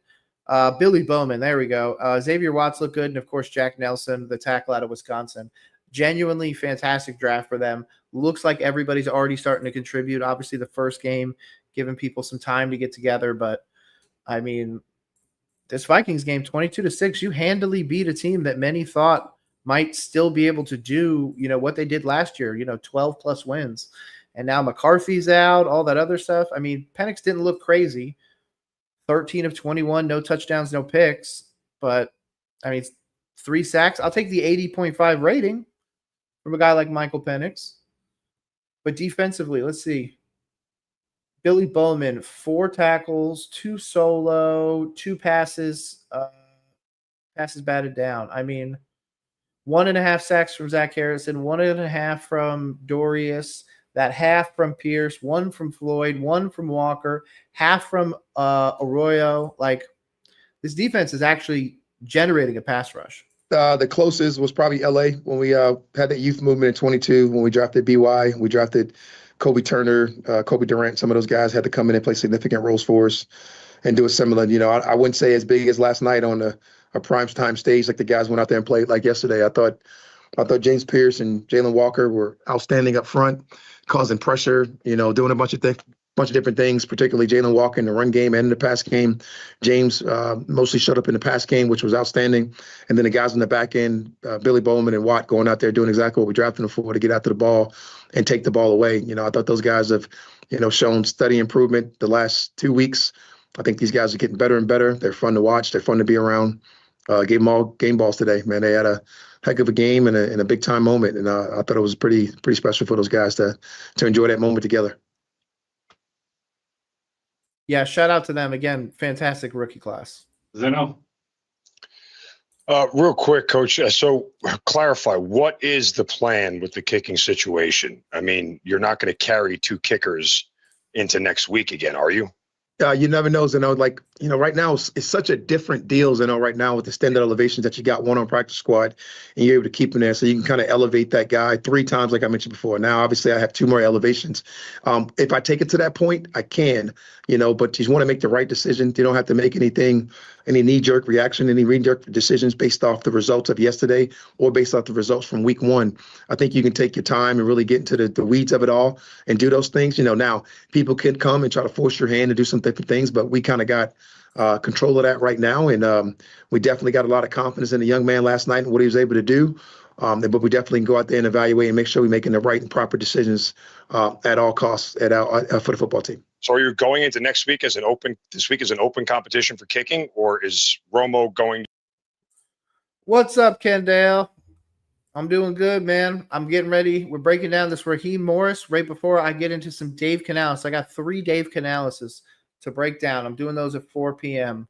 Otherwise, man, I'm just trying to figure out, do we have a chance against this team, and what are they concerned about with their own team? So gotta try and get into the mind of the enemy. To be the kicker next week.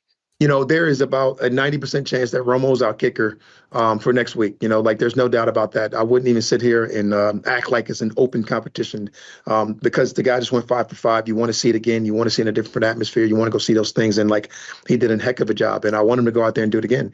And let's go see it. We'll make some decisions on those things as the week goes. It could be this week. It could be next. It could be whatever. But we'll make those decisions as we got to go. One more quick one here. I guess I'll let him finish this one. Then I'm going to pull up the available kickers. The play, I think it was at the end of the first half, where it was the bobble on that didn't get reviewed. It was the reception by the Vikings that didn't get reviewed.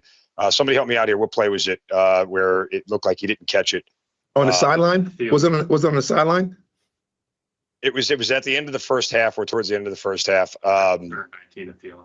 Yes, the 3rd and 18. Yeah, whatever it was. I think that was the one, right?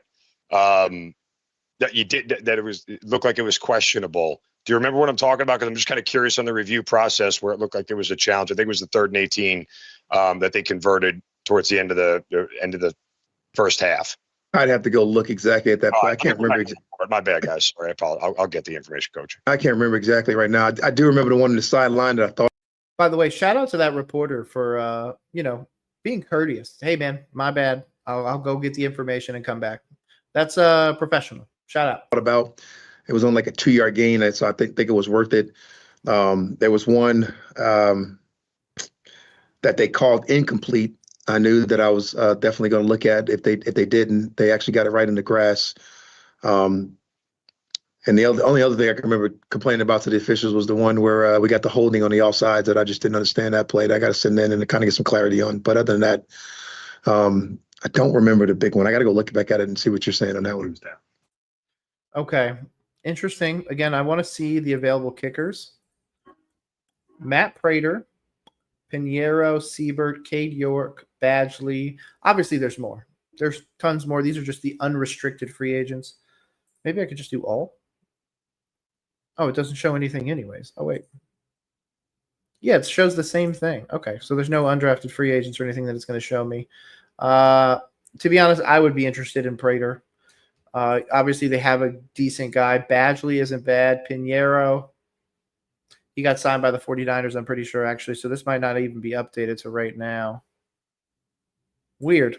Regardless, go out there and find a different kicker, dude. Kickers are interesting. Carolina finally figured theirs out with Ryan Fitzgerald, but he was down. But I'm glad that the Falcons are in kicking hell. Oh, no. I know what you're talking about. The one you felt like we raked out. Yes. No, it's a catch. You know, we raked it out late in the down. I didn't think that was a reviewable. But I know exactly what you're talking about now. When you look at it, it looks like we raked it out last minute, but Thielen was on the ground. Catch it kind of slid a little bit, you know, but he's down by contact. We raked it out late in the down, like being on the ground. He's already tackled, so that ball would have been a reviewable play for us. Gotcha. Thank you. I got you. I know exactly what you're talking about now. Yes. Will? Yeah, Raheem, there was a moment last night, I believe you were talking about the offensive line and kind of their improved play in the game yesterday, talking about just kind of your philosophy on accountability, setting the standard, you know, both publicly and internally. And I'm curious, you know, where you developed or honed that philosophy. Is that something that's been always kind of internal to you to be able to say, hey, this is where we need to be and just stay hard to that line? Or is that something you've learned over your coaching career? Because I think a lot of coaches go about it differently. Well, I don't like to shy away from like corrections or being able to talk to my guys the exact same way I talk to you guys. You know, like I like to give guys brutal, honest truth. A lot of people are really worried about those situations. A lot of times I'm pretty comfortable being uncomfortable. And that's a big part of what I want the team to be. Like, I want us to be able to say we didn't perform at the level we want to, and we know we can do better. And that was a great example of those guys coming out showing us that they are better.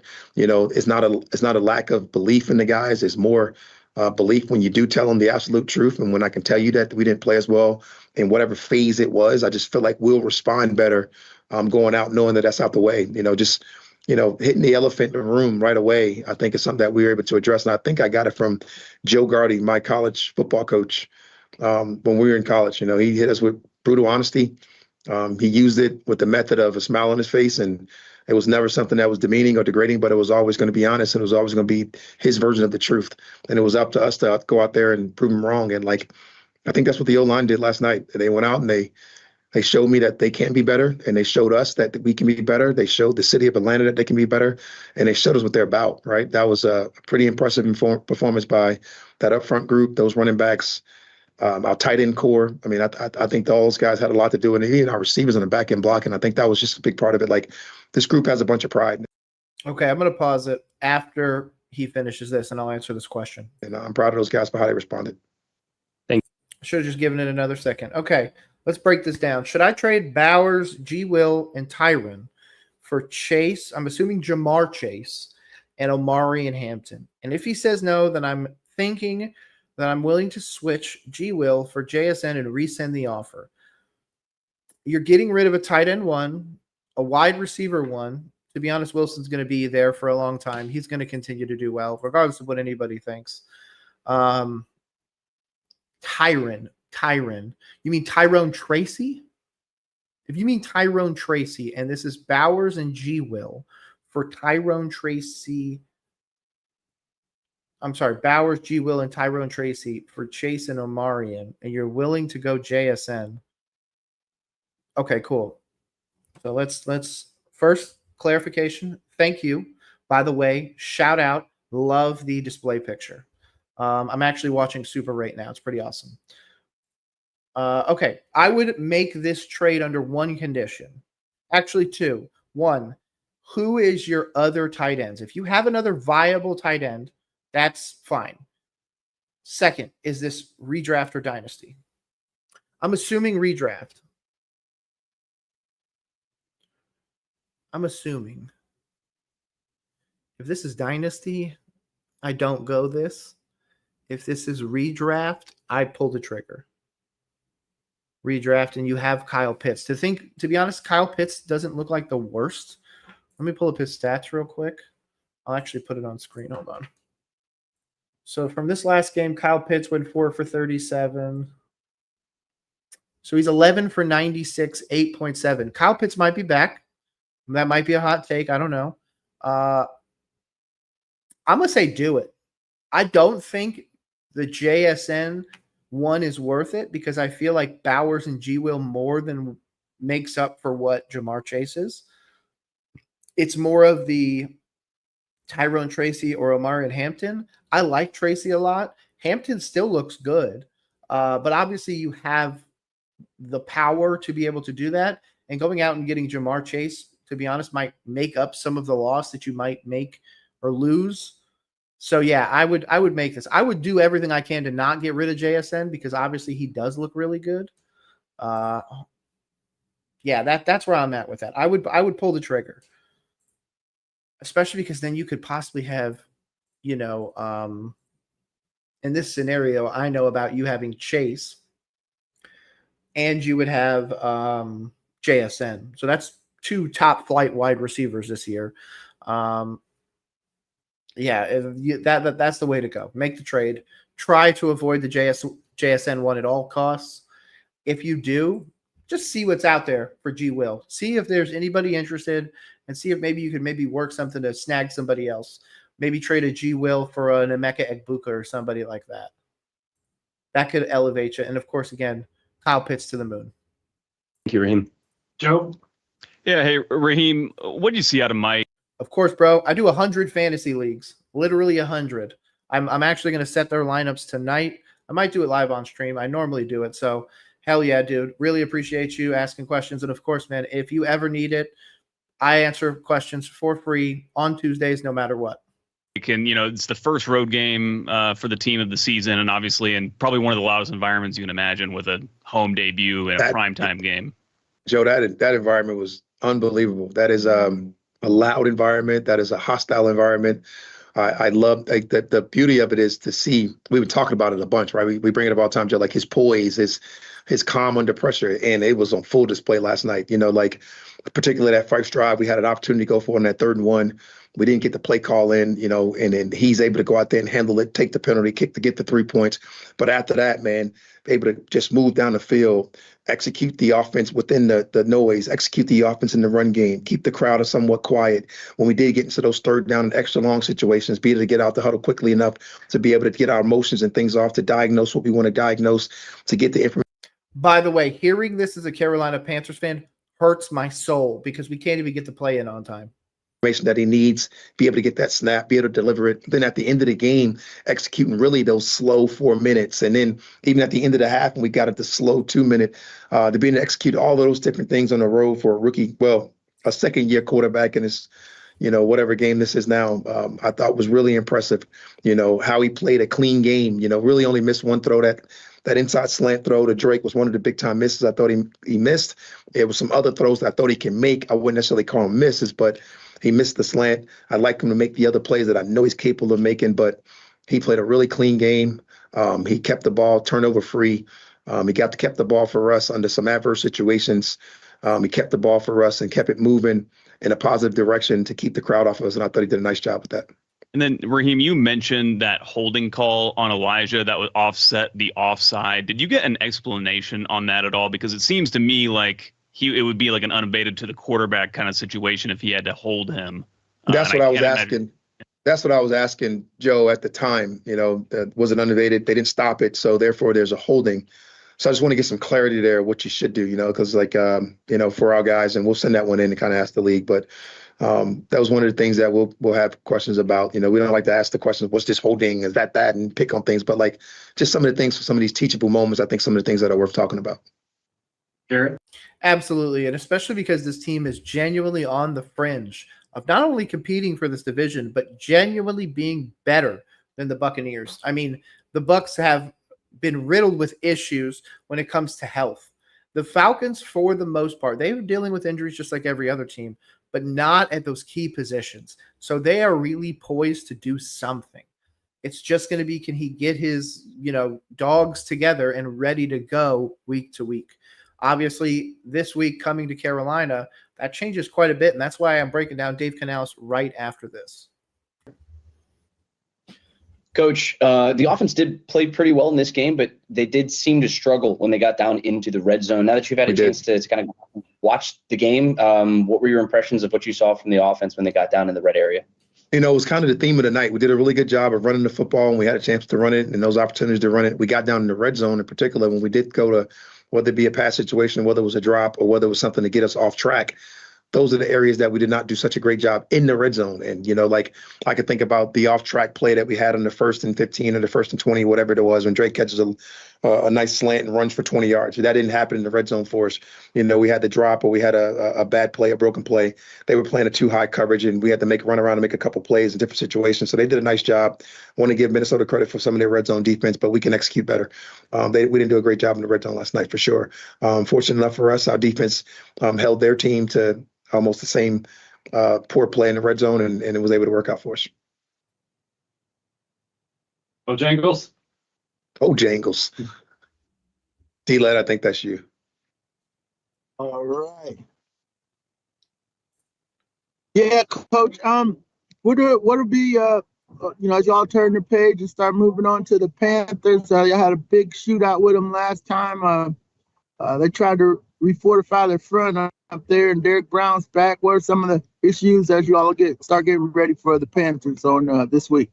You know, obviously we got to go look at the tape. You know, it's a new year, new team, but you know, they beat us last time. They make no mistake about it. They beat us last time with their quarterback and this head coach, you know, this defensive coordinator and all those guys, and a lot of guys I got a lot of respect for, and like look forward to playing them. And it's going to be a great game, and I can't wait to get out there and do it. We're going to go through our process like we always do, come up with our solutions, come up with ideas, go out there and try to execute it and try to get another win. Zeno, and then we'll close out with Zach.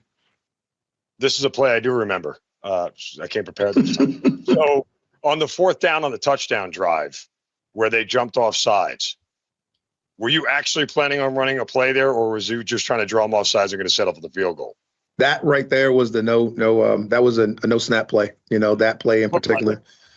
You know, that was a no snap play. They jumped off sides, gave us a first down, but that didn't mean we did not have intentions to go for it or potentially call timeout and potentially go for it the second time. You know, but that particular play was a no snap play.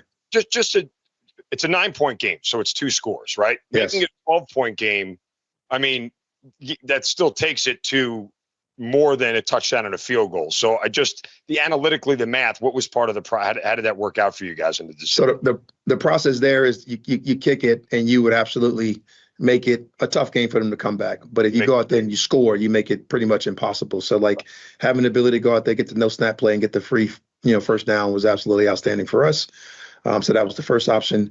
And then the next option is we have been running the ball really well all day. And to get a half an inch with Tyler Algier and the way that O-line was playing yesterday and a chance to ice it, you know, particularly on that day, Zeno, will be one of those things you may attempt, and you may either go against analytics or with analytics. How are you looking at it, Zeno? Absolutely. And just in case you guys know, we're getting ready to wrap this up. He's only got about another minute. Then I'm going to get up. I'm going to go use the restroom real quick. Then we're going to lock in. We're going to got 3 Dave Canales press conferences to get to. 1 from the radio, 2 from the regular press conference. Obviously, you got the initial one, and then you have the second day. I really need to get into this because I need to know what Carolina has planned for this guy right here. Obviously, with Canales coming in big time. That's kind of some of that feel stuff. You know what I mean? Like we talk about it all the time. Zach, last one. Hey, Ra, I know you'll tell me a win in week 2 counts as much as a win in week 7 or week 12, et cetera. But because of the way things unfolded in week 1, what does it do for the momentum, the psyche of this team, and just the bolt of energy and passion, excitement that you guys need to move forward? Zach, it just really just keeps the stats of all the 0-2 teams and talking to Zeno next week about it. You know, it's like, so I'm like ecstatic to not to have that conversation.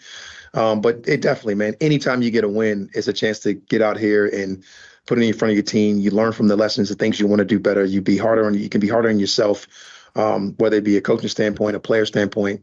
You know, the guys get hungrier. You try to find a way to reset and go through that process over and over again to be the very best version of yourself. So like for us, man, you always want to go out there and win. It always makes the city feel better. It makes Mondays feel better when you don't get any sleep, just like we're all working on right now. And it's absolutely a great Monday. You got D-Led celebrating with Bojangles, and you guys are probably doing whatever you do. But like I feel much better and prepared to go prepare for the Carolina Panthers than I would if we'd had a 0-2 start. Here's the stat, coach. Since Oh 1990, God, he had it all written up for us. only 0.9% of teams that have started 0-2 since 1990 have made a Super Bowl. So see you, Chiefs. Dallas Cowboys. That was one of them. Yep. All right, thanks. Okay, like I said, I'm gonna move it over. I'm gonna send this out. Boom. I'm gonna put this on stage. Do that. I'm gonna take a quick breather. Then we got the Dave Canales ones. But you know what? I gotta leave this beautiful Carolina Panthers gold on the stage while I do it. Like I said, I will be right back.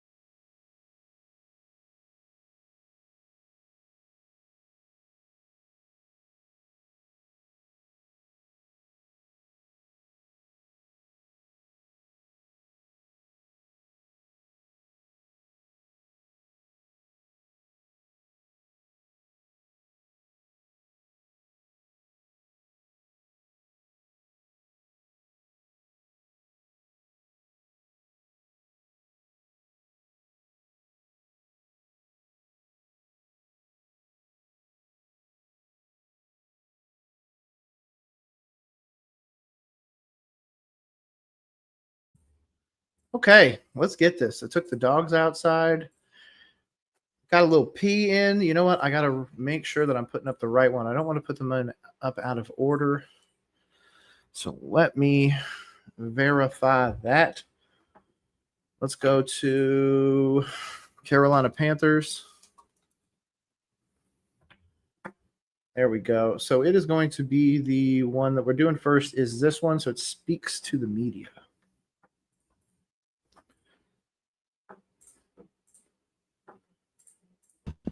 We got to eliminate the mistakes. 2 weeks in a row, early self-inflicted wounds, and 10 points just like that. Going to the half 20-3, and we got to change our mode. And we're not able to play the complementary football that we're looking for, to be able to mix the runs, the play actions. Turn it into a drop back game. I love our guys. I love that we battled all the way to the end. Nobody quit.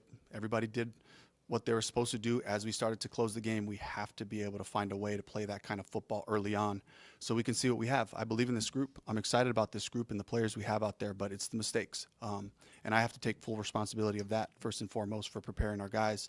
And we got to get right back to work. I understand the wanting to take accountability for it, but at some point they have to be accountable as well. At some point, Bryce Young has to be accountable for the turnovers. He has to be accountable for ball security.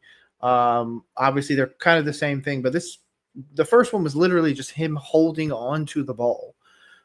We obviously saw it in the first game as well. We saw it quite a bit last year. The fumbles are a problem. I don't know how to solve it, though. Like, what are we doing to fix this? I don't know that your coaching is really the problem as much as it's just maybe, and I know this is controversial, but maybe it's just his size. His hands aren't big enough to hold it. The Kenny Pickett argument from years ago.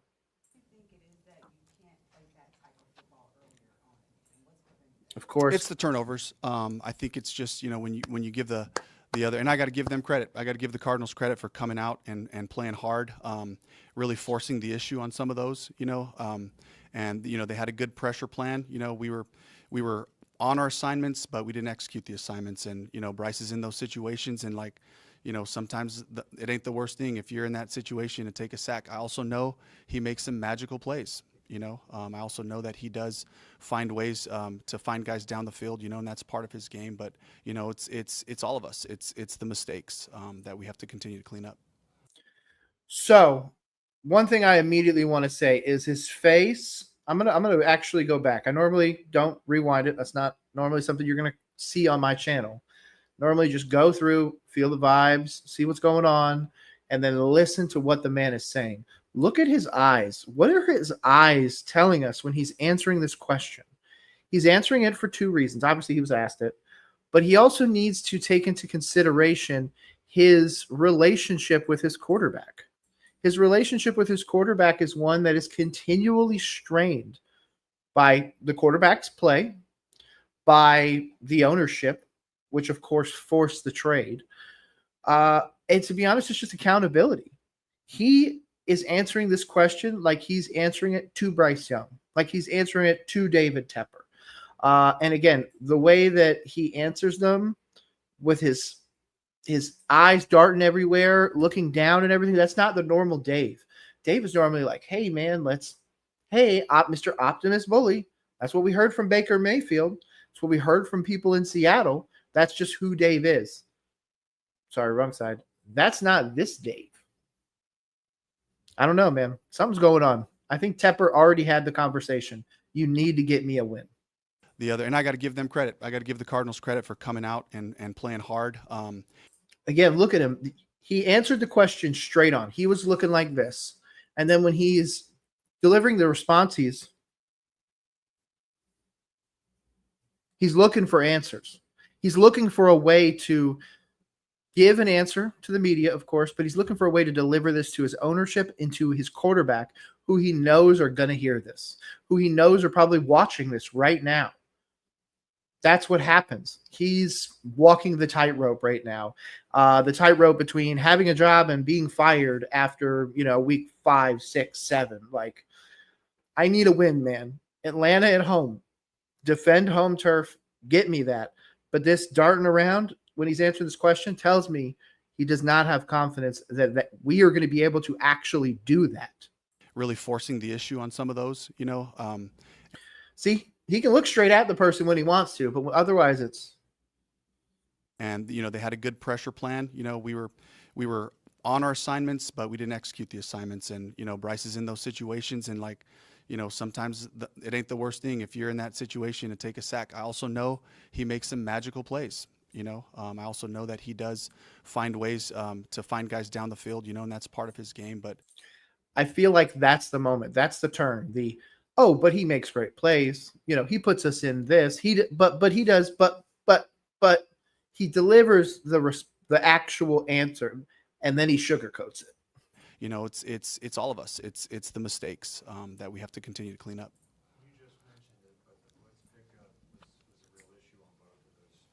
Yeah. By the way, I learned something special. One of the critiques that I had for Dave Canales last year was he did that stupid lip thing he's doing right now, where it's just where he's like it's like he's gumming his food. Fun fact: people that lie often run out of saliva on the regular, and it's normally a dead giveaway that somebody is not telling the truth. That's all I'm saying. That's all I'm saying. Was it a matter of recognizing the blitz too late or not communicating it or what? Honestly, I got to look at the film to be able to tell you more specifically. But the bottom line is there's an element of time. And when teams are going to pressure you, you have an element of time. You know, it's not going to be the cleanest pocket and all that, but you have an element of time. And we just have to make sure that we function as a group, you know, in those situations. Okay, you emphasized the urgency getting out of the huddle. Do you think there was a negative effect of like, hey, we need to rush this, we needed to get the protections down quicker before we snap the ball in those instances? I don't. You know, I think the emphasis was there. That's something that we'll continue to just, you know, hammer, and we'll continue to just attack that as a group and look at those things and keep pushing for improvement. And again, as soon as he says it, he starts licking his lips, man. I mean, I know what this group is. I know that we'll finish. I know that we had a bunch of tough guys, high character guys that'll continue to play football, and that'll give us a chance. You know, I have to commend our guys for continuing to battle, to find opportunities and find wins, you know, and you know, that's the nature of this group. I'm proud of that part, but you know, there's no moral victories like we talk about. You know, we have to be able to play good football from snap one until the end. I mean, yeah, you're right. But you're not able to do that. Genuinely. Bryce hasn't been able to do that. Yes, he has 4 touchdowns on the year through the air. He's got 5 turnovers. That is not winning football. We continually heard from Dave Canales through every breakdown, through every discussion, that just being positive in the turnover column can help win you games.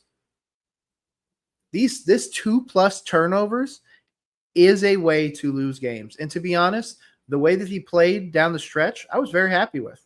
I was very happy with the last third of that Cardinals game, as everybody else was. Bryce finally looked like the quarterback that we, I guess, you know, quote unquote, purchased with that draft pick. But is it really going to sustain? I don't know. He sure as hell doesn't know. Sorry, I keep wanting to go that way. You know, he certainly knows. So what are we doing? Is there something that needs to happen? A change, a firing? I don't really think so. Genuinely, that's my hot take right now. I don't think that firing Ejiro Evero. I don't think that firing Dave Canales. And I don't think that benching Bryce Young helps this team this year. It might help them in the future, but we might as well let everybody finish the season and then just clean house in the offseason. Like the minute the week 18 ends, Dave Canales has his paperwork in his hand. Ejiro Evero has his paperwork in his hand. Bryce Young has his paperwork in his hand. Goodbye. Maybe not Bryce. Obviously, we'll keep him for that 5th or the 4th year. But I don't know that we have what it is right now, especially now that obviously we added guys to IR. lose 2 offensive linemen, like we're kind of in trouble. Like genuinely, can we win 3 games this year? I certainly freaking hope so. No. By the way, we got a question. Quick pause. Just traded Debo and Waddle for Nico and Krosky. Nice. 2 running back, 2 wide receiver, and 3 flex league. My other running backs are Derrick Henry, fantastic. Josh Jacobs, that's good. Javonte, great. Others are Chase, Devontae, Kupp, Olave, DJ Moore, and Godwin. Okay, so let's flesh this out. You just traded Debo and Waddle for Nico and Krosky. So that means you're definitely starting Chase. You're definitely starting Nico every week. So those are your 2 wide receivers. Your 2 running backs are for sure Derrick Henry, Josh Jacobs. 3 flexes now. Devontae, Bill, right? Right? Devontae, Bill. Because you're already starting the 2 running backs. You already got the 2 wide receivers. I'm also looking to maybe trade Kyler and Kupp for JSN. Okay. 2 QB league. Your other one is Josh Allen. I agree with that. Hey, shout out Flame, by the way. Really appreciate you, Flame. You truly one of the GOATs. Genuinely. If I ever get the opportunity to meet you at a game, I'm going to make sure to make it happen. Back to this question, though. If you did that, you're talking about adding JSN, Kyler and Kupp. Okay, for JSN. So if we add JSN to this and remove Kupp, you're definitely starting JSN. You're definitely starting Devontae and Chase. So there's your 3 wide receivers. So that's your 2 wide receivers and a flex. Again, we go 2 running backs, Derrick Henry, Josh Jacobs. So, you go 3 and 3, and then you have that 1 extra, in which case your decision is to your only decision. Yeah, this is awesome, dude. You're really in a good place. Let me actually flesh this out. Running back 1, 2, Josh Jacobs, Derrick Henry. That's decided. Done. 2 wide receivers, Jamar Chase, Nico Collins. Done. 3 flexes, Devontae, Javonte, and then if you make that trade for JSN, it's JSN all day. If it's not JSN, then you're probably starting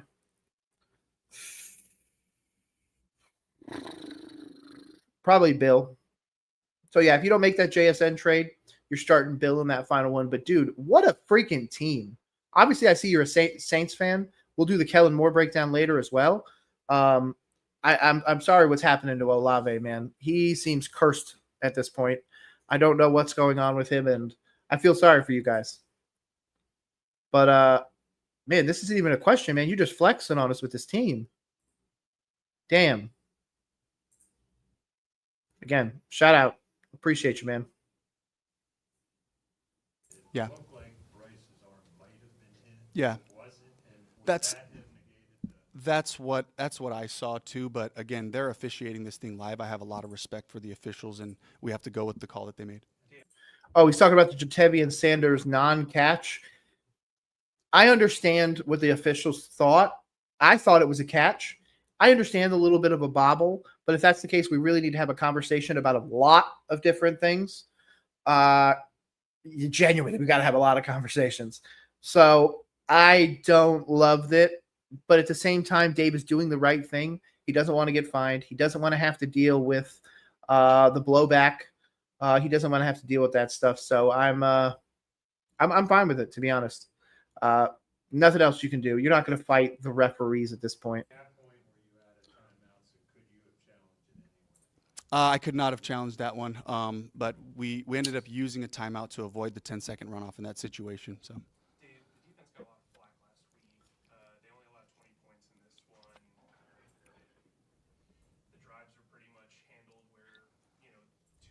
By the way, I really wish the team that does this live was able to really get guys that could, really hear their questions. Sometimes they're able to, but then the volume is so crazy. I feel like there's got to be a better way so we can actually hear these questions, right? Like, yeah.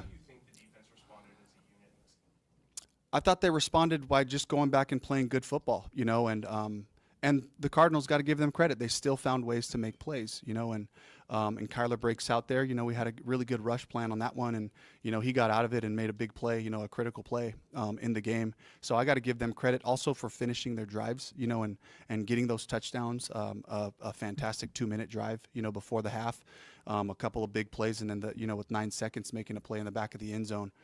So I got to give those guys a ton of credit for just continuing to play football and attack us, But our defense settled in, gave us a big 3-and-out, and all of a sudden we're knocking on the door with a chance to win. Yeah, absolutely. And that execution is going to be something he continually goes back to. The execution is not only bad on this team, it's been bad overall. And that's what he's talking about every freaking week. The fact that the Cardinals defense was the one that led us back into this should hurt for every Carolina Panthers player. Keep the fans out of it. You guys almost got beat by a team that was supposed to be bottom 5. You guys were supposed to be better than them. They're also got considerable injuries all over. They took Will Johnson 2nd round. I'm sorry. Their 1st round pick, Walter Nolan, didn't even play. Might not play like a good portion of the year. Will Johnson, the guy they took later, balled out. Dude's been great so far. Like, they literally almost handed this to Bryce Young. And at the end of the game, when it was in Bryce Young's hands, 0 for 8. That comes down to execution and why this guy keeps making that face. Why this guy is going to continually go into these press conferences and just say the same thing. Execution, execution, execution. And it sounds so annoying. It sounds so boring to continually hear the word execution. But we're not. Bryce isn't. The defense actually looked pretty decent, but his offense didn't get a spark until so late. And again, it falls on Bryce. I'm sorry. It's past coaching at this point. I can give Bryce a little bit of leeway, but when it comes to 0 of 8 on the final drive, I can't. That's not something I can forgive. It's been a long time since it's held anybody to that kind of number. Yeah. What were they able to do this week to shore that area up? Yeah, it was what we talked about, is the discipline and trust with each other, of fitting off each other, playing with the energy that they need to. And it was a really disciplined approach, to the run game today. So saw a lot of great improvement there. The guys, it matters to them, and they took a lot of pride in that. But again, the defensive guys will be up here, and they'll be the first ones to tell you, there's a handful of plays that we got to be sharper on with our communication and all that. Yeah, but the defense played better. I understand you give up to 27 points, but we really didn't. Bryce gave up 6 of those. So we're talking about 21 points. I understand that's still quite a bit, but this is also a defense that's young. This is a defense that we're just getting guys like Nick Scorton, Princely Umanmielen out there on the regular, which is still barely any plays compared to the actual starters. Lathan Ransom. Nick Scott is still a starting safety. There's some concessions we have to make. I'm sorry. I'm not going to sit here and just be like, man, the defense needs to do this. The first week, the tackling was on the defense. Week 2, the defense was not the issue. It was clearly the offense, or just, if you want to lay it solely on Bryce, sure, but I'm just going to say the offense, because there was also drops. Anthony Leggett was out there, 1 of 8 for -2 yards. That's not winning football. Of course, Nalo went off, but I need other guys to contribute, man. Also, yeah, shout out. He be giving donations to a bunch of people. He's always been, or at least a big-time supporter of me, and I cannot thank him enough. Shout out Flame. Shout out everybody, man. Really appreciate you guys.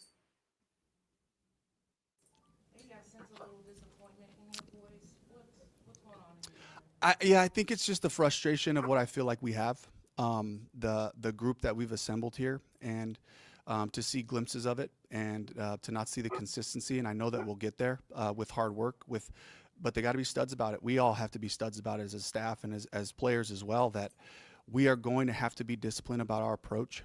We had a great week of practice. The focus was there. The intensity's there. We cannot back off of that. That's our standard. That's the standard of work, and we have to be studs about how we go back to work.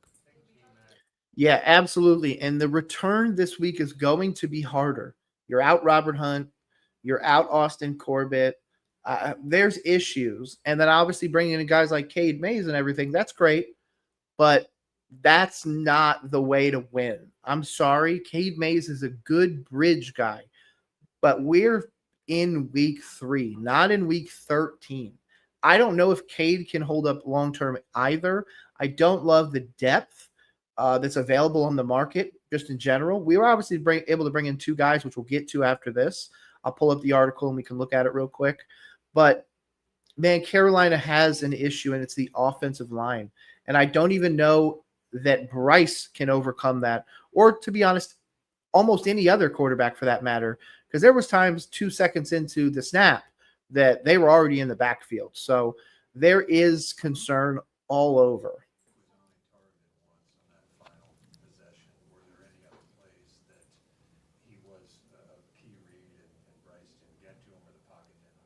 I thought the Cardinals did a good job of having a plan. Once, T-Mac made a couple of plays, they started to do some things coverage-wise to try to, minimize what he was doing on that side. And Bryce did a good job finding his other progressions and different concepts. Good job evaluating it pre-snap, kind of knowing where he was going with the ball.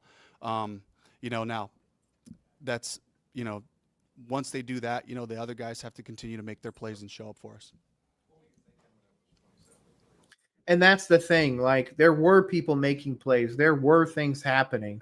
Things were starting to look positive. We might have been able to sneak this out, but it's that final execution. And to be honest, that 0 and 8 is going to be the thing I continually go back to. I just 0 for 8, bro. Come on. Keep playing football. That's what we're here to do. Let's finish. Let's play our brand of football regardless of what the score says. That was kind of the approach of the whole team. Came out of the locker room and, they were focused and they were ready to play ball and gave ourselves a chance. Hey, shout out, Flame. Appreciate you again, bro. Bryce gave up 10 points both games, a touchdown and a field goal both games. He just isn't good, and I see a scenario where we win 0 games. You know what? Let's have the conversation then. I'm going to pull it up. Let's have the conversation.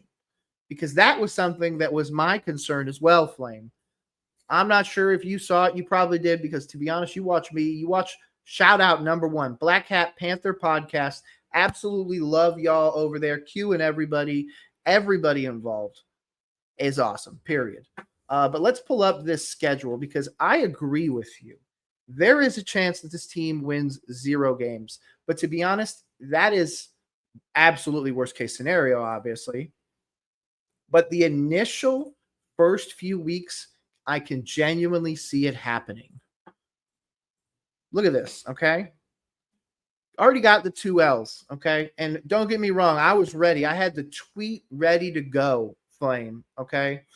Ryan Fitzgerald had scored 6 points between the first game and the second game, the 2 field goals, okay? I think there was a point where I was ready to go. Ryan Fitzgerald has scored more points than Bryce Young. And then, of course, 3 touchdowns happened. So, hey, that shut me up. But at the same time, I don't know if Bryce can put up those numbers against better opponents. Because to be honest, those were our 2 easiest wins. There's one more coming up. Week 5 against Miami. That's why I did the breakdown a little bit earlier of the DC for the Dolphins, as well as Mike McDaniel. That is the game where we have to win. I can see a scenario right now that we don't walk out of this game against Atlanta with a dub. I absolutely see it. We don't move the ball well. They have better guys in their secondary now. Billy Bowman obviously showed out. Short week for them too. So they're not even going to worry about game planning. They're just going to play high. They'll probably play a lot of zone, and they're going to expect Bryce to beat us. So I fully expect Bryce to have the potential of another game like he had this past week, where he was early, like 22 of 28.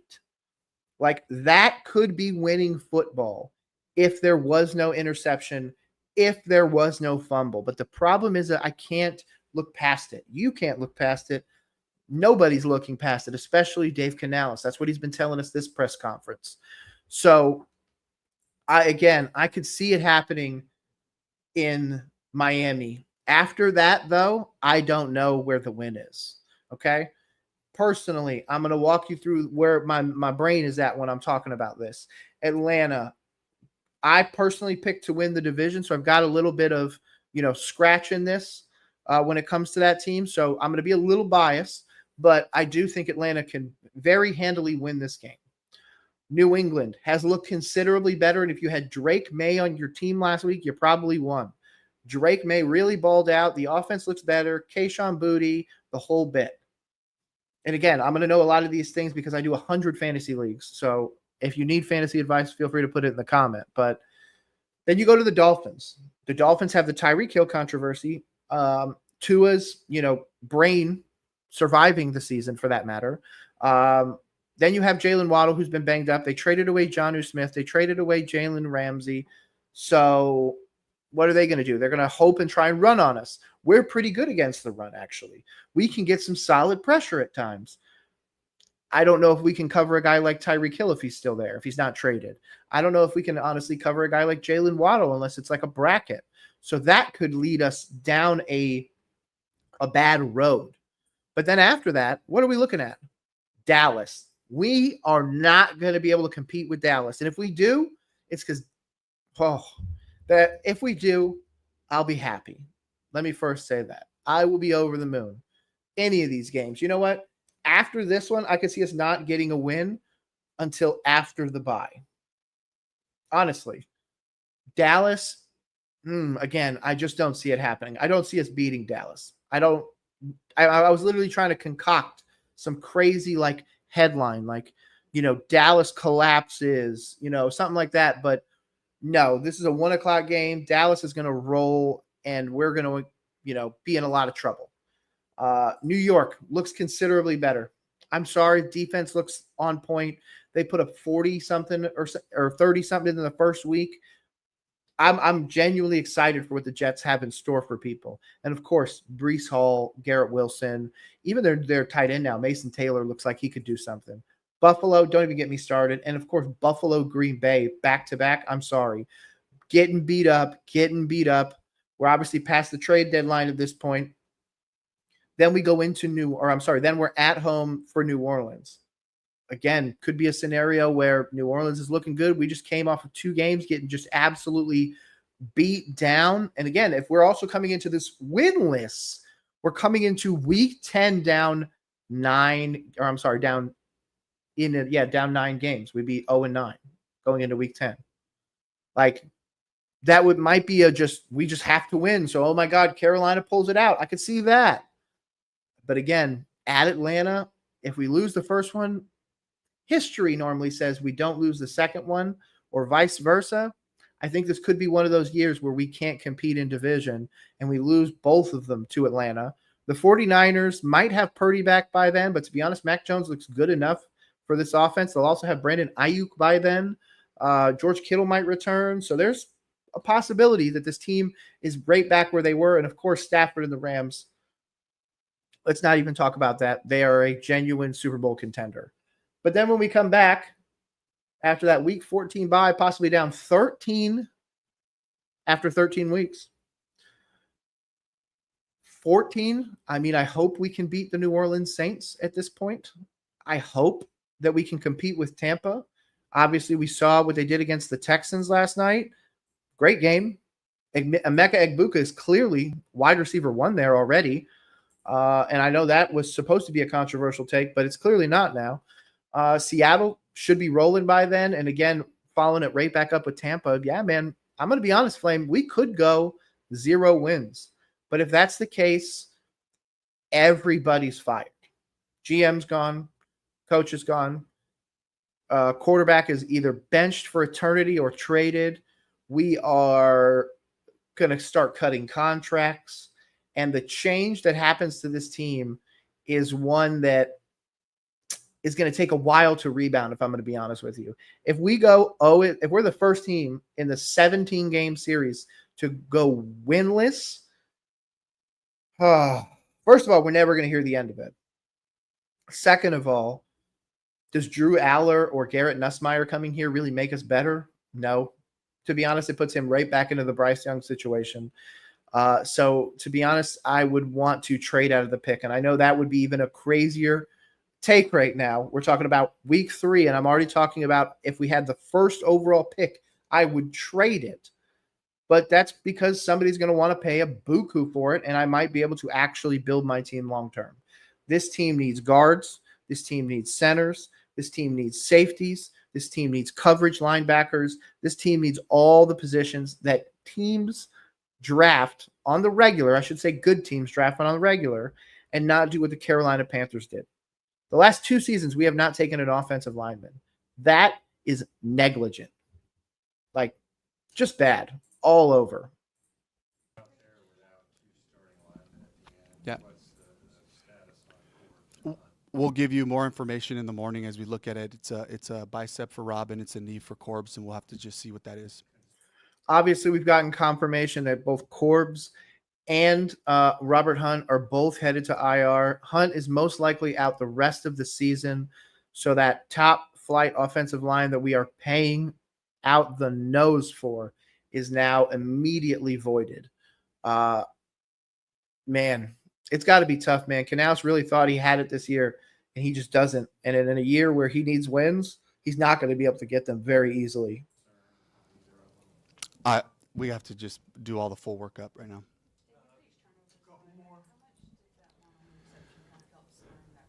Absolutely. It's like if you're just looking, I know there's more to it than just going turnover for turnover to kind of even out the game, but that is how things balance out. And that was such a great play by him, a great rush to force the quarterback to throw off of his back foot, and really securing that ball right there, which did give us a chance. Yeah, absolutely. The one tipped pass that the Cardinals came up with, hey, it happens. Tip drills happen. Same thing with this one. Kyler throws the ball up, kind of wonky. We come up with it. That's a turnover we have to get. I'm glad we did. And again, it saves the defense, lets them get a little bit more breathing and hopefully prepare for a final drive where we can just hold Arizona out of the end zone and we could have won this game, but we just weren't able to execute down the stretch. I have no idea. I just know we were going to try every possible thing we could. We had a bunch of, nice plays that we practiced and know offensively, defensively. It was our core calls, to execute, which they did a good job of at the end and gave us a chance.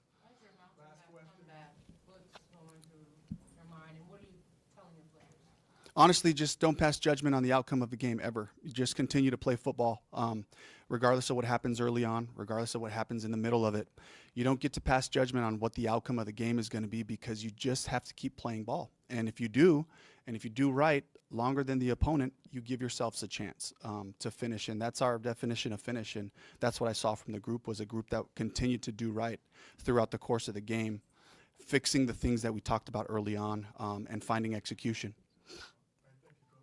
All right, thank you. Hey, shout out to them. Shout out to Dave Canales. Let's move over to that radio interview now. I'm going to put it back over here on the schedule while I get that loaded up. Oh, my audio's low, bro. My bad. Is it better now? I need to move it closer. Hopefully that's better, man. Appreciate the shout out, by the way. Yeah, let's get this one back up. Let's get this one over. I'm going to do the radio one first because the post one, I think, can give us a little bit more information. Of course, we know Robert Hunt and Lewis are already out, so. The Panther Talk and Ashraf Jimzoki, Eugene Robinson with you on this Monday. And as always, we start the show with the head coach of the Carolina Panthers, Dave Canales. Coach, a lot to unpack from Sunday, a lot of things that you like. The end of the game, maybe not so much at the beginning of the game, but I want to start with what you just talked about at the beginning of your press conferences. Injuries to Robert Hunt and Austin Corbett both going on IR. First, just from a leadership standpoint, what do those guys mean to the locker room? Those guys are so important to our group. They've been studs. They've been very supportive of my messaging, of our messaging as a team, and they've echoed the things that we want to get done on a daily basis, how we want to practice, how we want to play football. They've been amazing. They've been out there working hard. Rob would play through stuff. He never missed practice. This is really the first significant injury he's had. So, in Austin, to get hurt last year and then to get hurt again this year, my heart just really hurts for Austin and his family. And all the hard work it takes to get back to this point, compete and win a job. So we're definitely going to miss those guys, and fortunately we got Cade Mays, who we played a lot of football with last year, and Chandler Zavala, who spot played here and there last year, but finished on a high note and had a really good offseason. And these guys are going to have an opportunity to show us what they can do. Coach, how much does that change your play? Oops, I was muted. My bad. Hopefully this also sounds better. Shout out Panthers boy. Yeah. Robert Hunt really hasn't had an injury previously. I'm literally looking up right now just to make sure. But yeah, he hasn't really had any issues. The problem lies in now is not just that, but Chandler Zavala is also coming off of an injury himself. He had a partially torn patella. I'm like 95% sure. So I'm going to try and find that real quick and figure out when that sting was. Yeah, July. Okay. In July, Chandler Zavala was held out with a not full partial. Hold on. Thank you, by the way, for telling me that the audio's fixed. Let's pull this up real quick. So back then, shout out Panthers Wire and this giant freaking ad that's in the way. Third-year guard Chandler Zavala did not participate in Tuesday's outing of training camp. Again, this is way back July 29th of this year. Head coach Dave Canales told reporters that Zavala sustained a knee injury in one-on-one passing drill. It has to do with his patella, and thank God it is not a full patella tendon rupture. But there's an injury there, so it's something we're going to have to rehab with him. Okay? So he has a partially torn patella still. Chandler has had a great camp, all that other stuff, obviously there. Zavala was placed on a season-ending injury reserve due to a previous knee injury, guys. So we're taking a guy that had a knee injury, putting in a guy that has a partial knee injury and a history of knee injuries. I understand that the depth is something. We need more of it. But this is why good teams go out and get offensive lines every year. He's our last offensive lineman taken.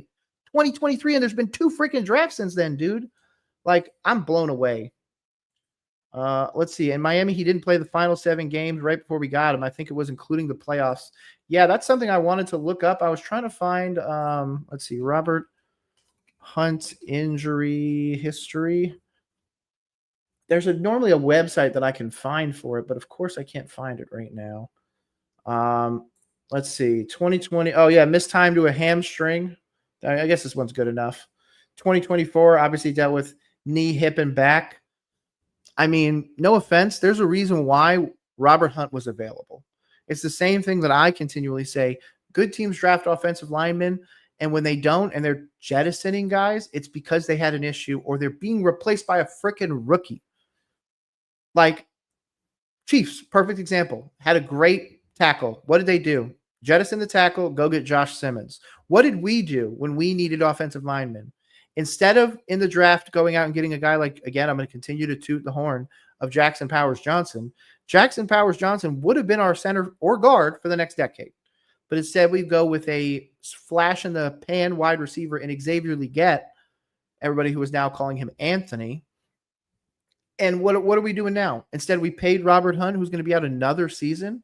Like, and again, partially torn bicep, normally 8+ weeks. Dude's not coming back this season. I'm sorry. I understand 8 + 3 does not equal 17, and I understand there still could be more, but we will essentially be mathematically eliminated from the playoffs if or when he even makes his way back.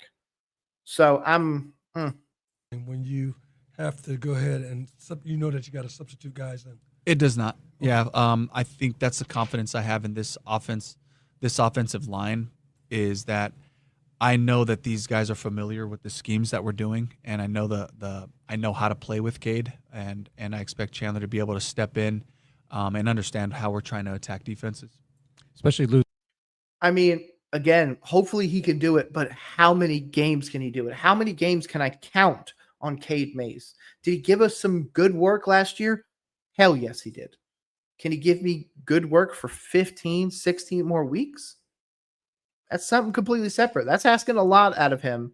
especially a guy that you didn't even believe in beforehand. Because again, he wasn't the starting center, so he wasn't even as good as what the 30-plus-year-old Austin Corbett. Like, And Robert's big, and actually, I think Austin Corbett's 29, about to turn 30. So a little bit of shade there, but with Austin, with his veteran leadership there, does it maybe more so even affect your depth is more impacted since you've got quality guys stepping up in that starting unit, but the backups now. Absolutely, and that's the part where we have Brandon Walton, and we had Jared Kingston, who are here working with us, and then we're looking around the league to see who else who there might be that can come in and help us. So that's where we do have to address some of the depth issues. yeah, absolutely. The depth is a concern, and you know what? Our number one flame, shout out.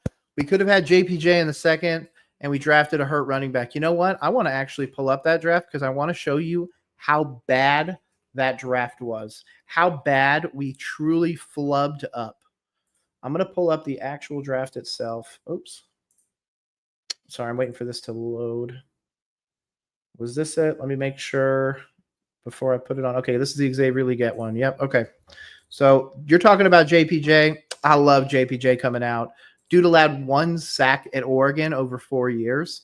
He allowed like 2 or 3 pressures, okay? So obviously we don't get any of these top ones. We trade up for Legette. I want to go look up for what the original trade was. So it'd be Panthers trade first round wide receiver. Okay, so we traded something for him. So we went out and got 32, which I wouldn't have necessarily loved, but we had 33 and 141. So we go up 1. I understand the 5 years of contractual control. If you're doing that, I personally go JPJ. That's my pick. That was the one that I wanted. But let's say, for example, you decide you don't want to take JPJ. You want to go and get somebody in the second round. We also picked that running back right here. You want to know the other guy that we passed up to? Where the hell is he? I mean, honestly, a lot of these guys. Javon Bullard, Zach Frazier. There we go. That was the guy that I wanted for our 2 pick. Because I'm pretty sure the 3 was...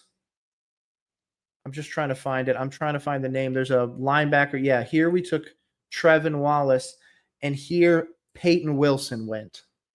So let me go back up. This draft could have been Jackson Powers Johnson, Zach Frazier. So again, center/guard. Guard. Those 2 positions were good. Worst case, if we leave them both at guard, then I still could have run Austin Corbett at center. Okay? So I have my 2 guards. I don't have to pay Robert Hunt. I don't have to pay Damian Lewis. So there you go. Want to know who are the 2 highest rated rookie offensive linemen? Jackson Powers Johnson and Zach Frazier. And I'm very much documented saying those were my 2 picks. So this isn't like 2020 hindsight like a whole lot of guys normally do. I even kind of fall into that. There's even other guys I liked here. I liked Ben Sano. Sandstrom was a really interesting one. I like Ennis Rakestraw. He's hurt, though. But again, this second one, third, Trevin Wallace. I hated this pick. Trevin Wallace was a massive bust by this team because we passed up on so many better players. I mean, honestly, Braylon Trice is right there. Regardless of what you want to say, Braylon Trice, if you really want to be that guy, you could have gotten all 3 interior linemen and just went and got Cooper Beebe. That would have been hilarious. Fan base would have hated it, but man, we would have been able to run the ball for the next decade. Again, my personal pick was Peyton Wilson. I loved Peyton Wilson. He also came out of, NC State.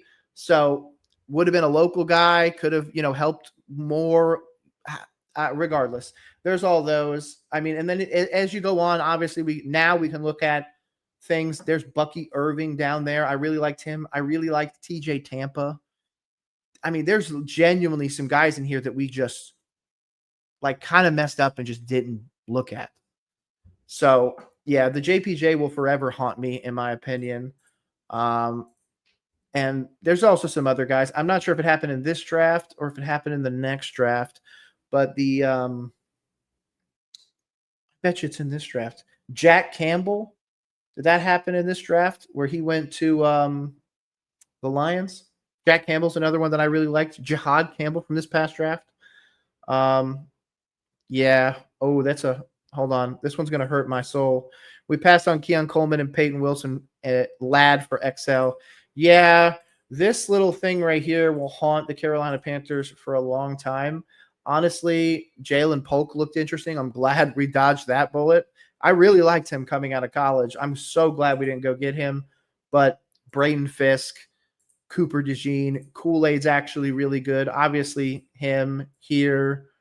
Tyler Nubin would have been a fantastic pick. I mean, there's a bunch right there. Without even getting into Zach Frazier and Sandstro. Like, without even getting into guys like Roger Rosengarten, Ennis Rakestraw. Like, look at the other options we genuinely had, and we passed on it for Xavier Legette. A guy that we won't even call Xavier anymore. The fan base calls Anthony.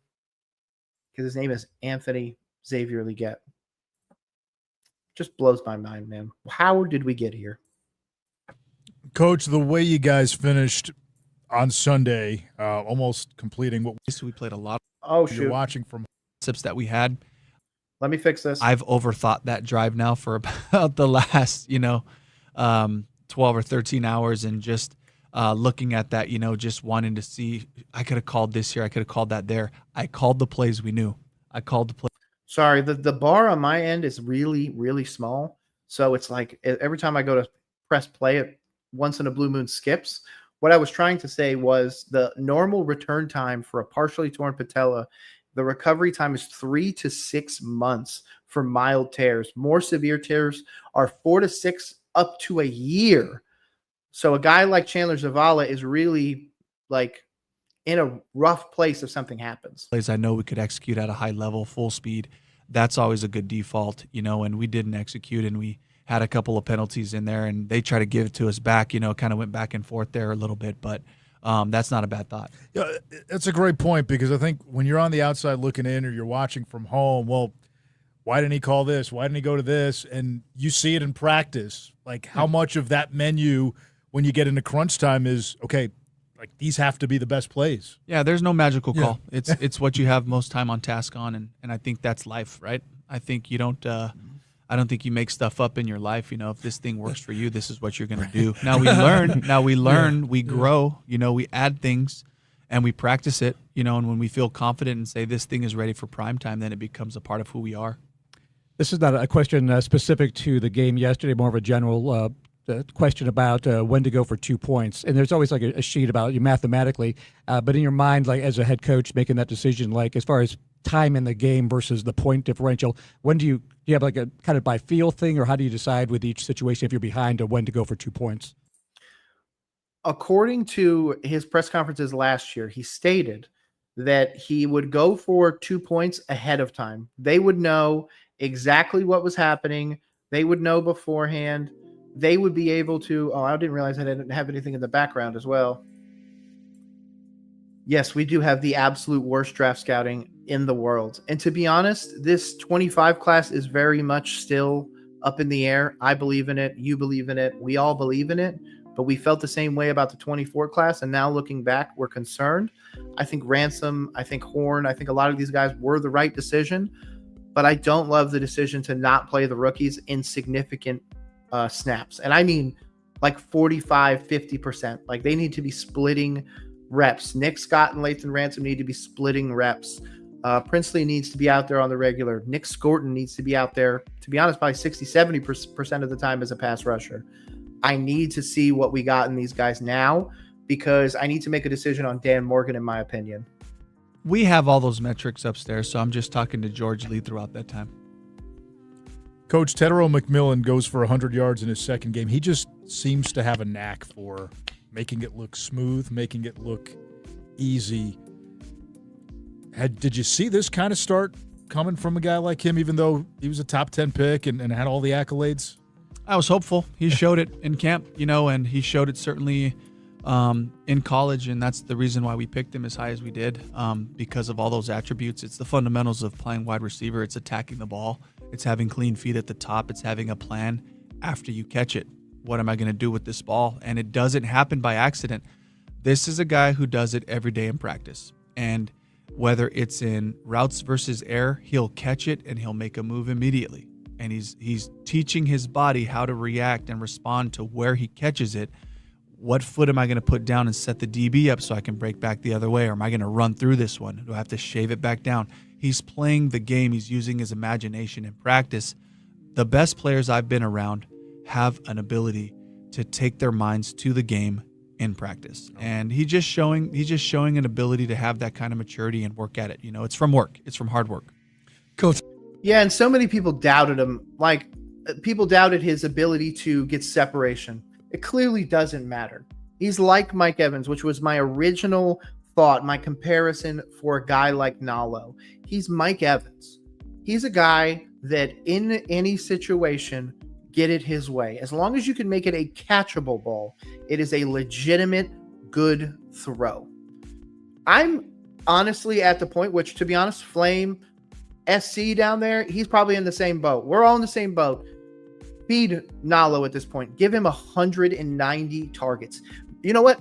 Give him 200. I don't give a shit. Make sure that man gets 20 targets a game. Genuinely. I don't care about Lee getting them. Stop throwing the ball to freaking Jatavian Sanders on those little hook routes. I'm done. Give Nalo the ball if we're trying to move it down the field. I'm already on record for being out on Renfrow as well, so I'm not even going to talk about Renfrow. But once Coker comes back, he's genuinely wide receiver 2 already on this team. Am I wrong? Am I wrong? On the defense side of the ball, you guys were able to stop the run. What did you guys do last week that you've improved upon this week? Yeah, we really emphasized tackling, and I think if you look at the Jags game, you know, it came down to a couple of missed tackles. We had a couple TFLs that we weren't able to secure. There were some missed tackles on the second level that leaked out to explosive plays. So, but Ajero and I got together and we were like, hey, let's make sure we emphasize the different angles of tackling. He put together a beautiful tackling circuit and had the guys roll through it, all the positions, the whole defense, you know, which is uncommon. Mostly you do your tackling drills by position, but I wanted this to be a full corporate decision. Guys, we need to commit to be better. A full corporate decision. Tell me David Tepper's not involved. Tell me again, David Tepper is not involved. We need to make the corporate decision. Bruh, come on. The corporate, that blows my mind. Maybe that's just a funny word for me, but that screams David Tepper. And yeah, I agree, SC.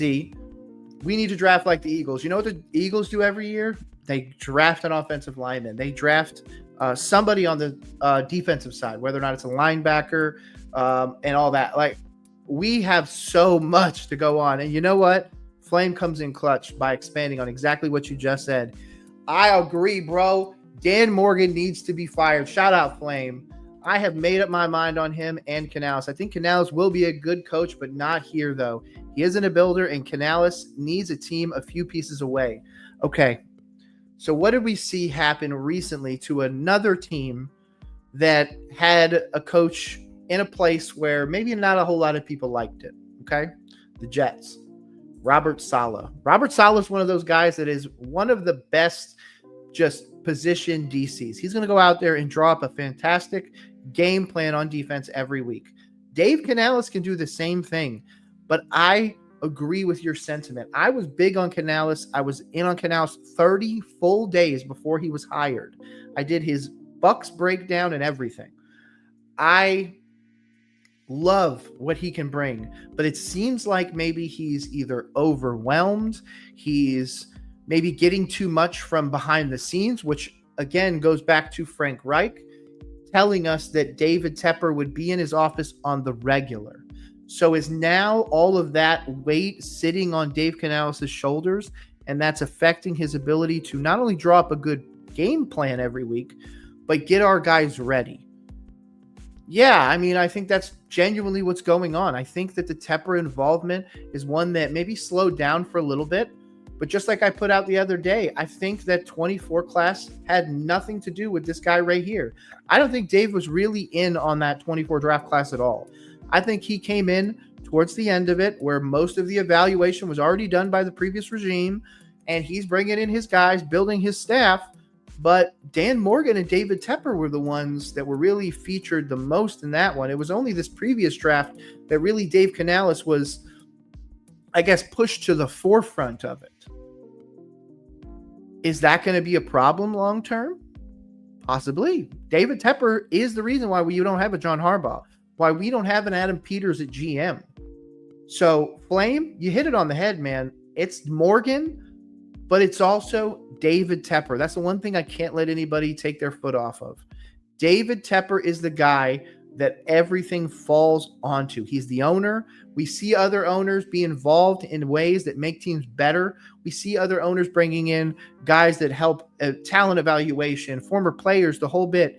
Our owner is at odds with our quarterback of basically our franchise in Cam Newton. So until that's fixed, I don't trust anything that David Tepper says or does, period. I'm not even going to mince words about it. I just don't believe. And David Tepper's the only one that, for me, can solve it long term. Because until he gets out of the way, until he's willing to accept that he is the problem, we can't get better. Better tacklers, our tackling improved. Were we perfect? No. They have great players too.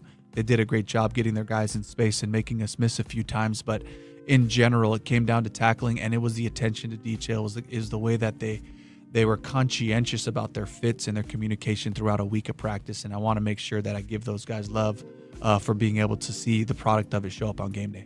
Talk about T-Mac a moment ago. Of course, we saw a lot of Bryson Tremaine in the preseason, but the reach. Hey, by the way, I called out that Bryson Tremaine thing. If you watch my breakdown beforehand, I said Bryson seems like he's being that guy. He's taken into that Jalen Coker role. He absolutely has. He is absolutely taken that step forward. Back for that difficult reception he made, and then 4th and 16 gets 26 yards out of that. The confidence he seems to have with your coaching staff and with Bryce right now, how can you kind of tell us a little bit more about how he's performing as a young player with you guys? Yeah, he's been so reliable. He studies and he arrives at the right time. He gets his depth and he gets to the void. He gets to the spot, and that really carries out through special teams as well. It's a guy that we can count on, and a guy that has played really aggressively and has shown us that he'll come through for us. Will Sanders see even more action? I thought he was a guy who just showed up and was kind of real rugged catching that ball for you. No, he wasn't. Absolutely not. This is state-run media, quote unquote. But come on, man. Ja'Tavion Sanders, in all of the opportunities where he had to really cement himself as, you know what, roll coverage was wrong about him. Him losing 20 pounds was beneficial. Every time he had the chance to show us that weight loss was going to make him a better receiver, none of it did. None of it. He's Kyle Pitts, 100%. And can he go out there and catch a bunch of hook passes? 100%. Is he really going to do it long term and at a high level? No. Absolutely not. Let's see. Half PPR, would you trade Debo and Tootin for Ginty? Yes, I would. Debo's going to have his opportunity to do something. You got to remember, though, Jaden Daniels is dealing with an injury. Ginty isn't. Geno isn't. The Raiders' offensive line, for the most part, is pretty healthy. And again, Bishal Tootin, you're hoping that you can get high upside for him. Just take Ginty, especially if you have the wide receiver depth to trade away a guy like Debo. If this is going to be like your flex guy, or maybe you're upgrading your running back room, I think this would be worth it. It obviously depends on the whole of your team. So obviously, if you give me more context, like who your other running backs are, I can give you a little bit more. But just based on this, I would go Ginty. If that other guy will take that, go get it. Did a great job. I thought the way that he finished the second half of the game was brilliant, and I think in the first half he had some opportunities that he missed. And so I believe JT will emerge as one of our guys we can count on. And that's what we're expecting from him, and I think he expects that from himself as well. Coach, I know it was a tough game for Excel. What's your message to Leggett? We know he's got the potential and he's got the build. How does that get unlocked? Keep grinding. There's no way around it. Just keep working. And he's wired the right way. I love Excel. I got his back, and I'm going to keep pushing him to keep working and good things will come, because that's all that's been true for him. That's all that's been true for me, is when you work hard and you do your job, you get better and better at it, and he'll continue to improve. Did it seem like early in the game, like you guys were trying to get him involved, get him some touches early to maybe build some confidence? Yep, I just wanted him to just get the ball in his hands, feel it, and try to give him a few ops. They didn't amount to much, but the opportunities presenting, if they were presented with the right looks, could get him out there in space and let him be big and fast like he is, And then for the rest of the game, I will say this: he played better. He played better in this game. The work that he put in last week showed up, the speed of play and all those things. He just didn't get the opportunities at times because the ball was going somewhere else, and that's what happens sometimes. Whether it's us or any other team, a receiver will come out with 3 catches, 1 catch, a couple of targets. It happens around the league, and it happened for XL, and I just want to continue to encourage him. The work will pay off. The dividends are showing on game day. Now we just have to rely on making those opportunities when they come to you. Dividends are showing up to this point right now. If you to go look up the stats, I obviously know they're askew. That's what everybody's going to tell me. They're askew, whatever. Our rookie tight end has more receiving yards than Xavier Legette. A rookie. That's crazy. -2 yards is a crazy stat line to put up when you get targeted 8 times. It's a crazy stat line to put up when you're a first-round wide receiver. It's a crazy stat line to put up when you're supposed to be this athletic freak that can solve everything. There was a point where Dan Morgan legitimately thought you could be wide receiver 1, and you are now getting beat out by Bryson Tremaine, an undrafted free agent, because last year you got beat out by a different undrafted free agent named Jalen Coker. That's where we're at. Oh, let's answer this.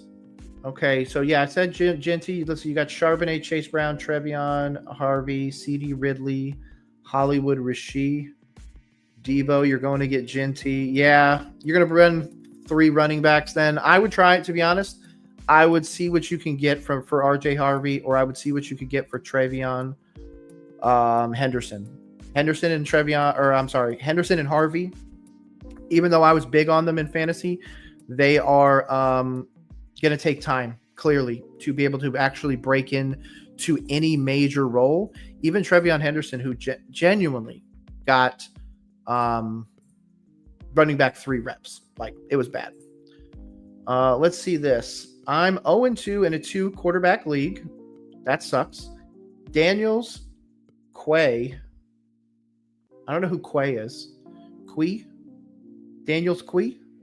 Regardless, Purdy out.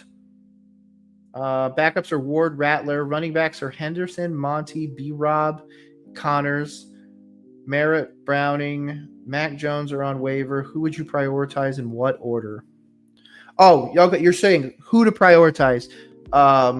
Bill, Browning, or Mac Jones? That's a great question.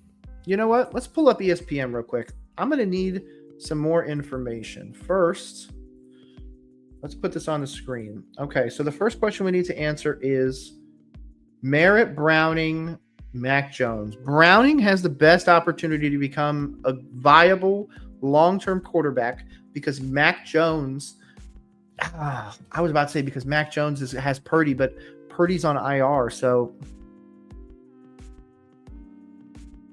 God, that's a tough one. I'd probably go Browning there, but let's flesh this out because I do think that your quarterbacks are good enough. So maybe Merritt is the play. You say Daniels, Quay, so I'm going to assume that's Daniel Jones or Jaden Daniels is out. You have Daniels and Purdy, Ward and Rattler. Ward is playing who this week?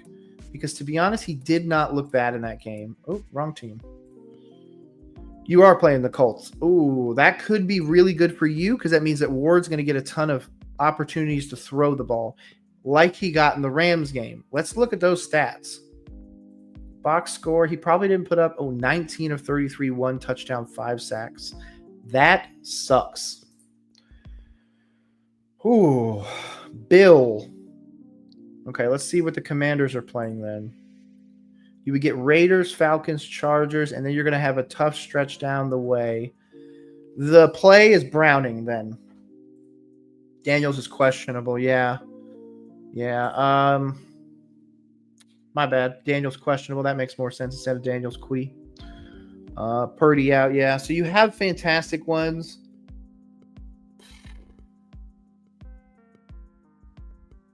You're playing James Conner for sure. You're playing most likely Monty.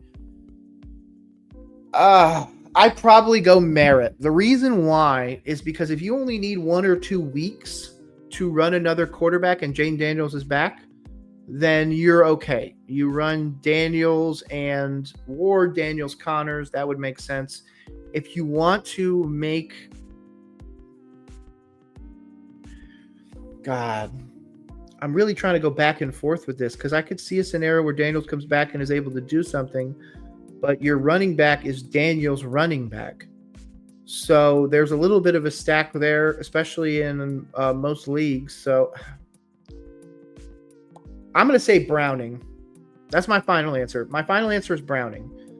Because if Jaden Daniels doesn't return to form, that's a concern. Purdy might not return, reportedly. And Browning is most likely going to start 10 games. Unless he gets benched for somebody else. If you're concerned about Browning being benched, go Mac Jones, but know that Purdy could return at some point. But, man, you seem cursed at quarterback.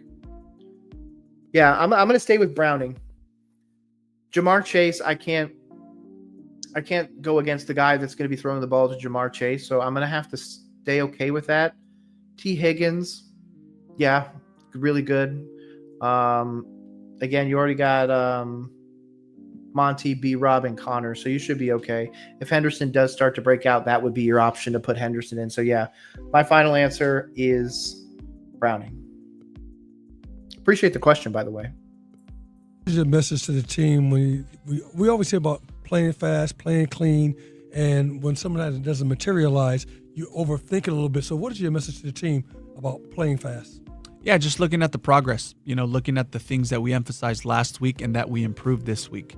Can we take the next step? Hey, there are a couple of other things showed up for us this week.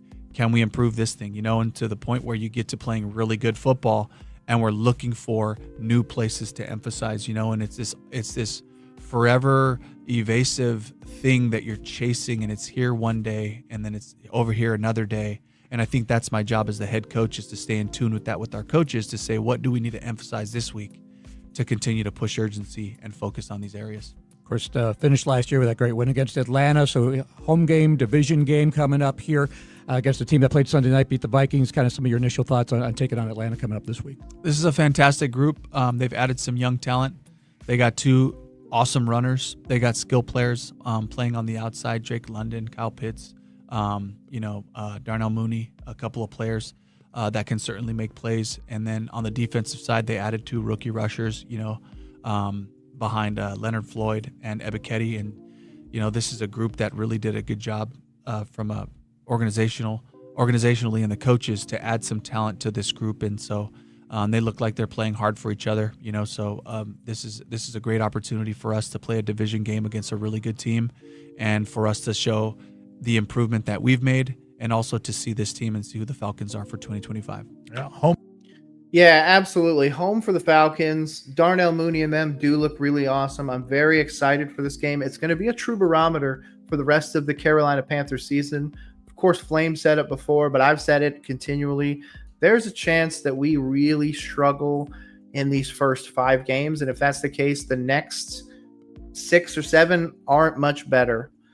So let me put that schedule up on the screen while I get this video swapped out. We're going to swap to the last Dave Canales video for the day. And then I'll probably watch the Vrabel one before that. And then I'm going to end this out. We're going to get this just after 6 probably, depending on how long this last Dave Canales one goes. Regardless, I appreciate the 40-plus people in here. I cannot thank you guys enough. Really appreciate it. You guys really made my Tuesday. So shout out. Yes. So Robert Hunt has a torn biceps, and he's going to be going on IR. We're going to leave the window open for him to be able to return, but it's going to require surgery, so he'll be out for a while. Austin Corbett had an MCL at the end of the game, and he'll also go to IR with the possibility of returning. So two studs, two guys that we count on in the locker room, on the field. Their leadership, their positivity, their hard work, all those things.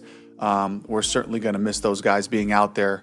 They'll be around us, and I kind of hit them right afterwards and just be like, hey, we're going to need you. We're going to need all of you to just be around here and continue to, to encourage the guys. And so Cade Mays will be at center, and then Chandler Zavala will come in and play guard for us in Rob's spot. And again, we talked about this before. Obviously, this news has been out all day. It was unavoidable. But does this team really have what it takes to do it? Again, I question Zavala. The partially torn patella is still there. He's nowhere near fully healed. So we're already putting in a hurt guy. There's some guys there. Cade Mays can play the center position. But does he have the chemistry? Are we going to see it? Are we going to see the same thing that we saw this past week? The thing that actually SC called out, I think previously, not in this stream, but actually in Black Cat's stream the other day. If we go out there and we see a scenario where the play call is still getting in late and we're still having issues with the connection between the center and quarterback, is it the quarterback now? Is it the head coach? Who is it in this equation where we can be like, this is the issue of why we're getting up there with 4 seconds left, 6 seconds left, and no way to make adjustments? Whose fault is it? Was it Corb's? And now we're going to see that fixed with Cade in there? Possibly. If that's the case, that really doesn't speak well for Austin Corbett moving forward. That means we really need to think about who our center is this year for the rest of the year. Again, we're going to need depth regardless. So who's coming in behind a guy like Zavala? Who's coming in behind a guy like Cade Mays? Not even a guy like Jatir Carter, who we ended up having to cut. We're literally going to be bringing in guys, which again, we'll get to that article after this because we did add a linebacker. We did add an offensive lineman. So some reinforcements coming in, but I don't know if you really trust those reinforcements. All right. We're going to have Scott Fowler followed by David Newton. Hey, Dave. Sorry to hear about the injuries. I have two questions. The first one is about that. When you say they might return, are we talking months from now? Is that? Can you give us any rough timetable on the two? I can't give you really specific timetables on all that. I think that's kind of going to be a result of the follow-up and the treatment of it. But I think we'll give you guys more specific timelines, sometime this week. Okay, thanks. And the other one is I have a question about Xavier Legette. Obviously has struggled his first two games. And I just wonder if, in the same way that when you sat Bryce down after 2 games last year to let him reset, if that could be an option for Xavier, or if not, where and how you think he's going to improve. I believe in Xavier. Hold on. We want to be the team that just starts benching folks and hoping that they're going to rebound? I don't know. No. Dumb question. Dumb thought. No way in hell do I want to be the team that's like, oh, well, let's just bench him. Maybe that solves problems. Come on, man. Come on. This is a guy that I truly believe, because of the way he's wired, the way that he works at it, the way that he continues to train. He had a great week of practice. He played better. He had some opportunities on the field where the ball didn't go his way. I tried to get him a few early touches. They didn't amount to much, but as the game kind of went on, a few of the other targets, they were close plays. He didn't make them, but I think it's a matter of just finding opportunities. I believe in him. I believe that, he's approached this the right way and just continues to work. So I'm going to continue to encourage him and be in his corner and push him to, keep striving for that and keep working on his chemistry with Bryce. Because he's got the talent, and I think at times he can be hard on himself, and he can be really critical of himself. And I want him to make sure that he knows he's supported, that, we got to play ball. Let's go, and there's that balance of pushing him, and there's that balance of also saying, you got this, remember who you are. I agree. Before we get into Xavier, let's talk about this comment. Flame, it's 2 studs. Corbett doesn't like Bryce waiting till the last second to hike the ball. Bryce can't make adjustments because of that fact too. Offensive line gets the blame, and it's Bryce. I probably am in that same camp as well. I think the constant between the bad in the 2023 season, the bad in the 2024, and now the bad in the 2025. Yes, there are some obviously carryover pieces, but it's Bryce Young. I'm sorry, he touches the ball literally every snap. It's in his hands. If the play call's coming in, then I need somebody to straight up just say, Dave Canales is failing us. I need somebody to come out there and fall on the sword to try and alleviate that, because right now I'm not the only one. Bryce has his moments where he looks like the guy. Bryce has his moments where he looks like he's not the guy, and that's the overwhelming amount of snaps. And going back to Xavier Legette, Bryce doesn't trust him clearly. He hasn't shown a desire to try and get better. I understand we saw the Route God videos in the preseason, but that's not translating, man. It's not translating at all. And it's not translating in a way that anybody really understands. We're going to keep getting worse, and it's because of this stupid stuff, man. First week, it was not being able to tackle. Now it's you can't catch the ball. 1 of 8 for -2. Like, I'm sorry. At some point, it has to be his fault. It has to be his fault for failing us or whatever it is. But I'm tired of waiting for it. I'm tired of waiting for somebody to finally be like, oh my God, we're accepting of this. Like, Canales needs to come out there and tell us what's up. Finally. If it's on his final press conference, I don't care. But I need him to finally be like, I wish I had gotten a different quarterback, or I wish I had gotten the opportunity to be involved in the draft more. Drop one of those nuggets that tells us it truly is Tepper. So this way I can push all this away from you, Dave, and back to the person who I think deserves the responsibility, which is Tepper. So in that case, supporting him means probably keeping him at roughly the same number of reps and just counting on it to work out better? Okay. Thank you. Yep. Hey, Coach, David Newton here. Wanted to follow up on Legette. There was a video, one play yesterday where you can see, they're in a hurry-up offense, and Legette's just walking back to the line of scrimmage, taking his time, and Bryce is really trying to hurry him up. Have you talked to him about that? Is there any repercussions from that? Is that kind of example of where he's lacking right now? Just kind of fill me in on that. I think it's the nature of the mode we were in. We subbed T-Mac and Xavier out quite a bit in that second half because we were in tempo with the lead that the Cardinals had. And so both guys were pretty gassed during that time, but that's something in general we talk to as defense, offense, whoever that is. Like, we want guys to be hustling. We want guys to show up and do their job with urgency. And you know who does that? 2 undrafted free agents, Jalen Coker and Bryson Tremaine. If you go in and watch their all-22 footage, in situations where they're supporting the run, they're supporting the run. They're engaged with the cornerback. They're trying to, ensure that there's going to be some sort of, issue with him getting away and being able to stop the running back, assuming he gets past the second level. That's what guys like Bryson Tremaine are doing. That's what guys like Jalen Coker are doing. The effort plays that Xavier is giving are not showing up in the run game. They're not showing up in the box score. He's not actually completing passes, or I should say catching passes. There's a lot more that goes into this, and I think genuinely he just hasn't contributed the same effort. I saw plenty of people, and I reposted it as well. I think there's a scenario where Xavier is behind a guy like Bryson Tremaine, which is absolutely bonkers to say, by the way. Shout out Flame. Another super chat. People don't want to listen. Xavier looked different with Andy Dalton playing. He made catches with Andy Dalton. Everybody looks frustrated with Bryce.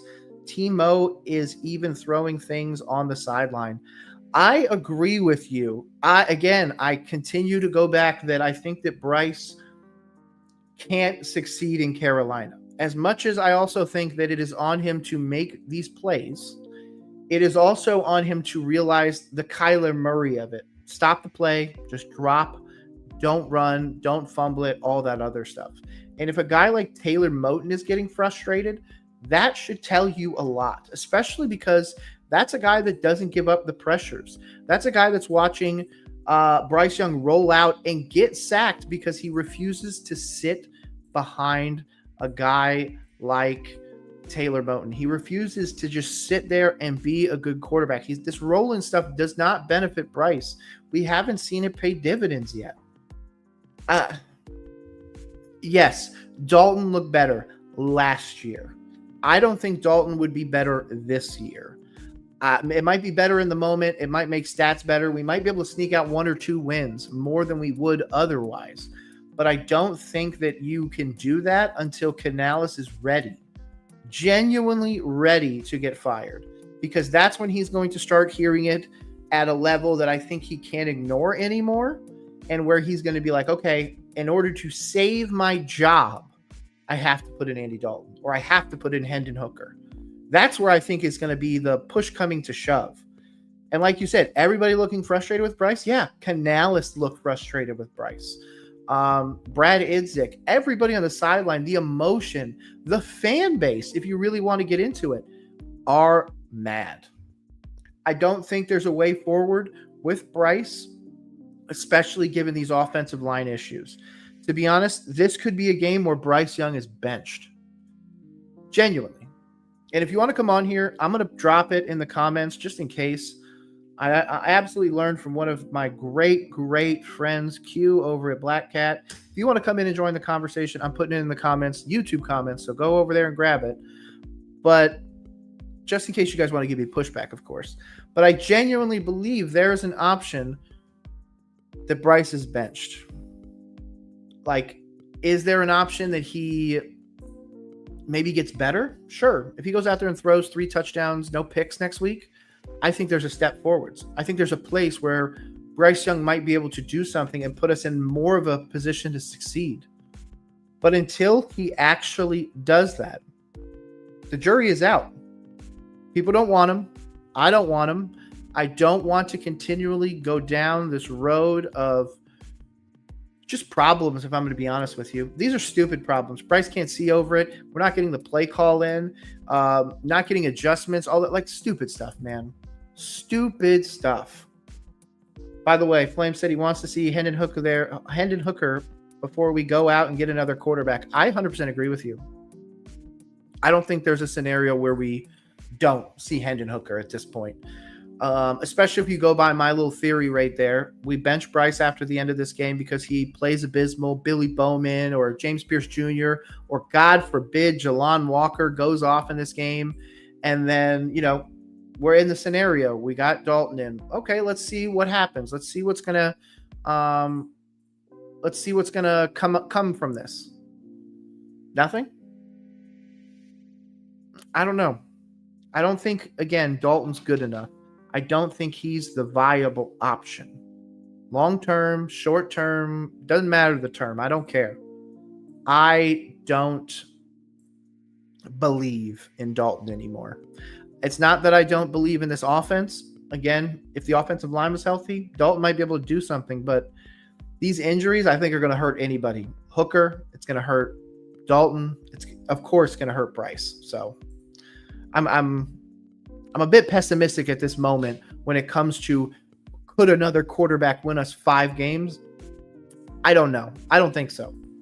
And the offensive line, I know you guys talked about was a strength coming into the season. It was having everybody back. What does this mean, though? Because these are 2 of your major leaders that you're losing. Oh, yeah, definitely. We're going to miss those guys. They'll be with us. They'll be around here, but we'll miss them on the field. I think about Cade and the opportunity for Chandler coming in there. But, these are, between Austin and between Rob, these are 2 guys that I lean on also just for messaging, and for the toughness and the fight and the discipline to just continue to go back to work. So we'll certainly miss those guys that way. Hey, Dave. Just to be clear, Austin's going to have surgery also. I'm not sure on that. I think they're still kind of evaluating that whole thing, but it's significant enough where those are all the discussions right now. Okay, so that means Corbett and Robert Hunt are most likely out the rest of the season. Oh my God, I can't believe this is where we're at, dude. I genuinely can't. 2 offensive linemen already on IR. Could any quarterback win under this circumstances? I don't think so, but I don't think that's a reason to give Bryce Young a pass for it. We saw the first 2 games with those offensive linemen, and he couldn't really put it together. So, man, this sucks. And is it torn MCL? And I know don't. that was Yeah, I don't have. I'm sure we can get more specifics on that for you, Joe. okay. And piggybacking on David, you guys brought back your whole offensive line for a reason. I mean, you obviously didn't want this to happen. But how confident are you in that depth, and any consideration to playing Brady at guard? Yeah, we got to evaluate all the guys. We got to kind of see how the week goes. But right now, the plan is to get Chandler in there, and to be able to, we'll have Cade. So get those guys back out there playing together. And could you just speak? I agree. Sorry, I rubbed my eyes, and now my freaking eyes are watering. Oh, killing me. By the way, shout out Flame. If we get 5 games with Hendon Hooker, that would mean we don't need QB. We can help the defense and offensive line that way. Yeah, I'm not sure if you were in earlier, but I said a tinfoil hat theory that it's too early for us to be assuming that we would get a top pick. But in the crazy world, we end up with the number 1.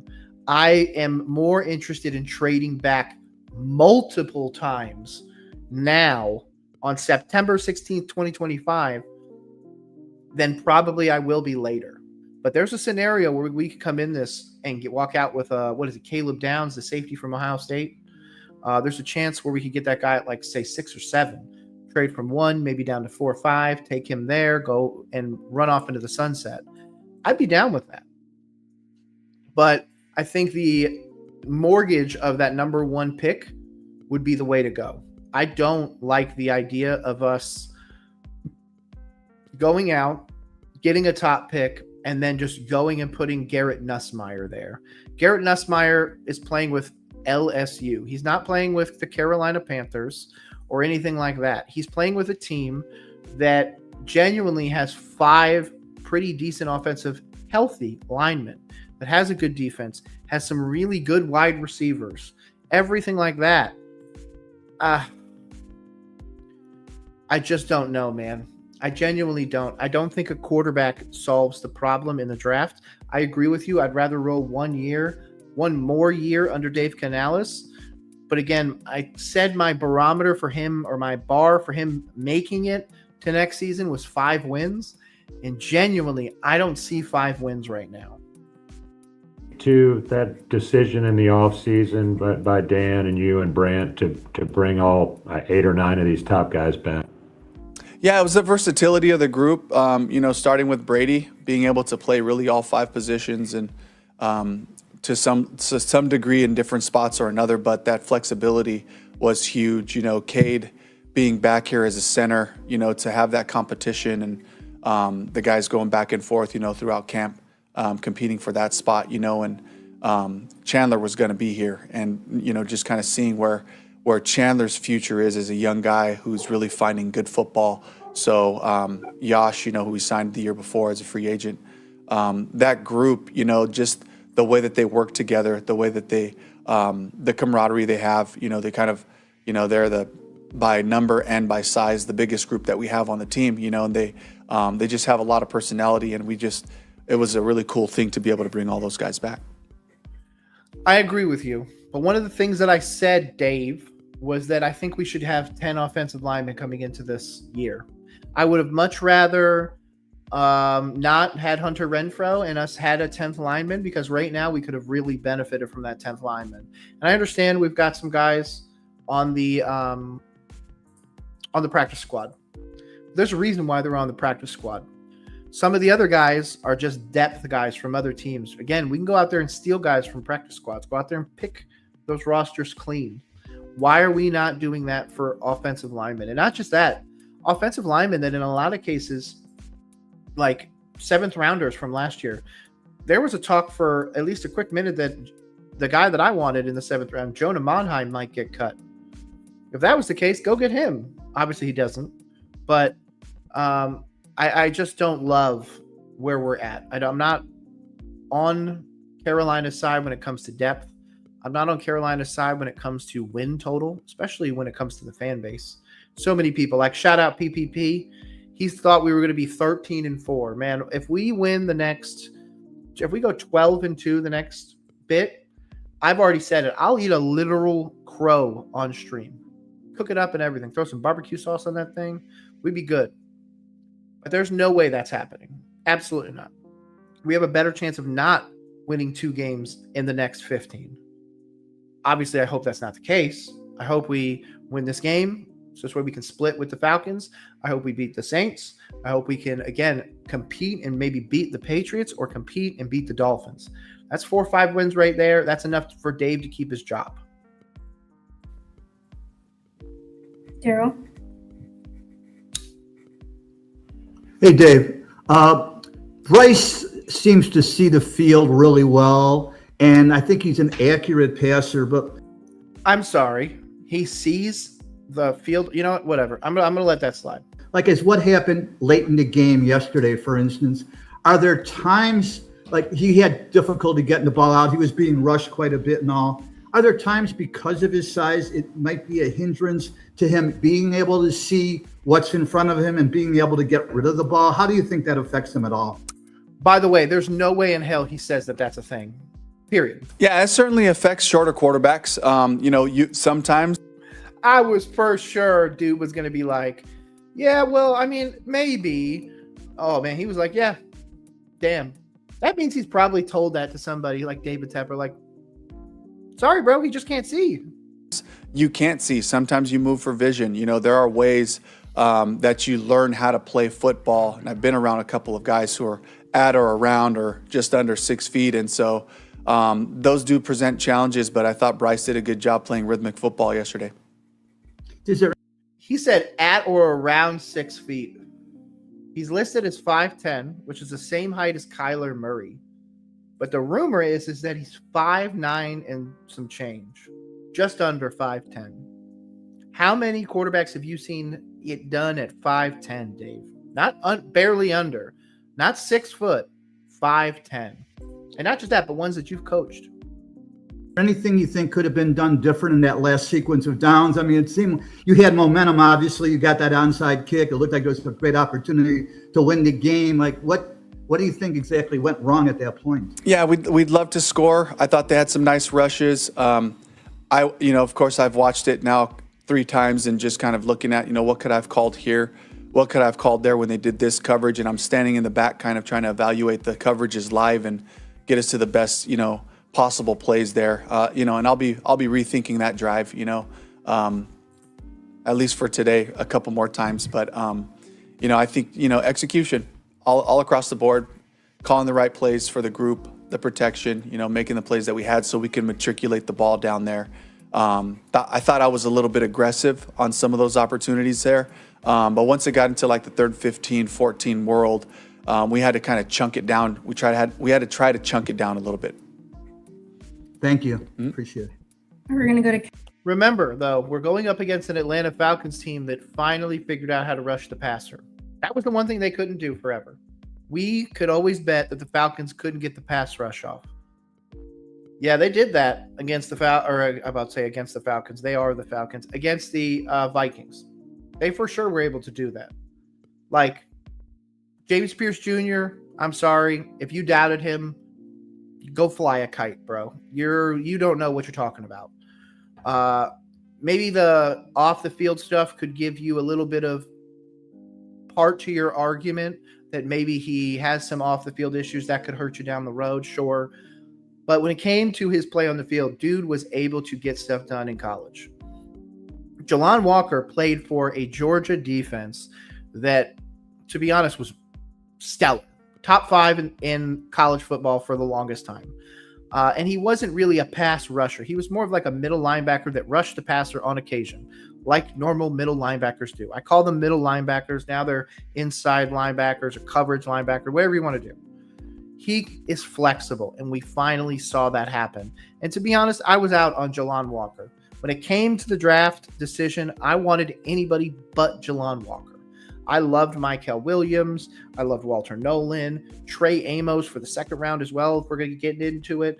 This draft, there was a lot of guys that I really love. And you know what? Maybe after this, we'll look at it. But, man, genuinely, man, where are we going from here? If this Atlanta pass rush can really get home, it's going to be a tough night for Carolina Panthers fans. And, of course, we got to wait till Sunday because there's no Thursday night game this week. I'm just blown away, man. Why am I hoping that we can beat the Falcons? That should be a gimme. It should be a freaking gimme every year. Cass, followed by Alex Zitlow. Hey, Dave, how's it going? Hey, Cass. When you look at the run game the first 2 weeks, and of course now considering the loss of Austin and Hunt, is the key to get it going just kind of sticking with it until it breaks through, or do you have to kind of adjust things as you go into this next week? I really think it's about how many possessions you have and what the score is. And that always starts to make decisions for the mode that we need to be in offensively. And for the last 2 weeks, we've made mistakes early in games on both sides of the ball. By the way, I thought there was no Thursday night game. There is a Thursday night game. There's a Thursday was Miami Buffalo. I thought there was 1 week where we don't have one, and I thought it was this week. I guess not. My bad. And put us in situations where we're going into half with a pretty good deficit, and I'm in a different mode at that point. That affects the run game. That affects the balance that we want. It affects the mix of play actions, screens, runs, different attacks, different approaches that we can have offensively. And so I think really that's it, Cass, is just, getting back on schedule, playing good football will allow us to have that balanced football that we want to play. The problem is you can't balance football. You can't do any of that if you can't run the ball. Last week, we gave up on the run. I said early, if you were in a fantasy league, to not go get Chuba Hubbard. I felt like this was going to be the year, and so far, I'm proving myself right. This was going to be a year where we weren't going to have a 1,000-yard running back or 1,000-yard receiver. Now, obviously, Tetaroa might get fed enough that part goes out, but not having a 1,000-yard rusher is something Carolina's done multiple times. In fact, there was a year where we had 2,000-yard rushers. But there's also plenty of times where we had a lot of guys with like 968, 984, 993. I don't know why my dogs are barking. Hold on. I don't know why my dogs were barking. My bad if you heard that. But regardless, I think that there is so much potential with this team. When it comes to Atlanta, though, I have a lot of worry. We went from 3.5-point dogs, according to Vegas, to 5.5-point dogs. That tells me that the run game won't be able to be established. That tells me they have concerns about us getting bombed on. That tells me that if you have Bijan, he's probably going to eat this week. As much as I hate to say that, I don't want it to happen. Like I said, I want the Saints, I want the Bucks, and I want the Falcons to all be gimme wins every goddamn week. But that's just not what happens. It's just not. And it's one of the unfortunate parts that now the injuries will change how people play us. It will change how our offense just in general goes, especially if we have any issues. And we're going to know very quickly, like I said, against this young Atlanta pass rush. It is going to be a Sunday to remember for sure. Hey, Dave. I wanted to ask about the defense for a second. Trey Bride and Elijah Higgins combined for 8 catches for 123 yards. Obviously, they're the Cardinals tight ends. What do you attribute their production to on the defense? Yeah, I got to give the Cardinals credit. Good scheme, good attacks, good matchups. And then on our side of it, we gave them a few. There was just some communication things that we could have been better at, which we're talking about, currently and just working through with our guys. But I got to give that group credit. It's a talented tight end group starting with McBride, and I thought Drew Petzing did a good job of scheming some things up and finding matchups in our defense. So that's something we'll certainly emphasize this week. Yeah, absolutely. What he discovered was you have to play too high.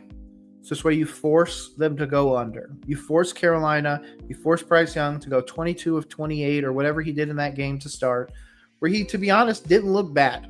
Those were the moments. But when you truly put it on Bryce's shoulders, in the stretch, final drive, you need this for a touchdown, Bryce goes 0 of 8. And again, if you were here earlier, you heard me talk about it. So I'm not going to continually, down him. But at the same time, 0 of 8 is inexcusable for a starting NFL quarterback. Period. 0 of 8 is something Jake Browning can do. Something that Marcus Mariota can still do at his advanced age. He's going to have to do it, to be honest, now that Jaden Daniels is hurt. But regardless, I can't. I refuse to give up concessions. I need to see him take a step forward. And if they're going to continue to play him soft like this, we're going to see the yards tick up. We're going to see maybe the touchdowns. Maybe he averages more than a touchdown a game. Hey, big W. Maybe he averages more than 200 yards a game. Last year was 179 on average per game. It's a win, right? But does it change the view enough of Bryce Young to put him in a place where maybe he is a viable starter 3 years into his career? Possibly. I hope not, for sure. That didn't make any sense. I hope not, but I for sure think that it could rear its ugly head. And then I wanted to ask an offensive question as well. What does it say about Bryce for him to have a difficult start to the day and then end it in the way, perhaps without the last drive, but ending it the way he did? Yeah, I think it's just a collective thing. I think it's, Bryce represents kind of the belief of the whole team, that we'll finish. We're going to finish. We're not going to quit.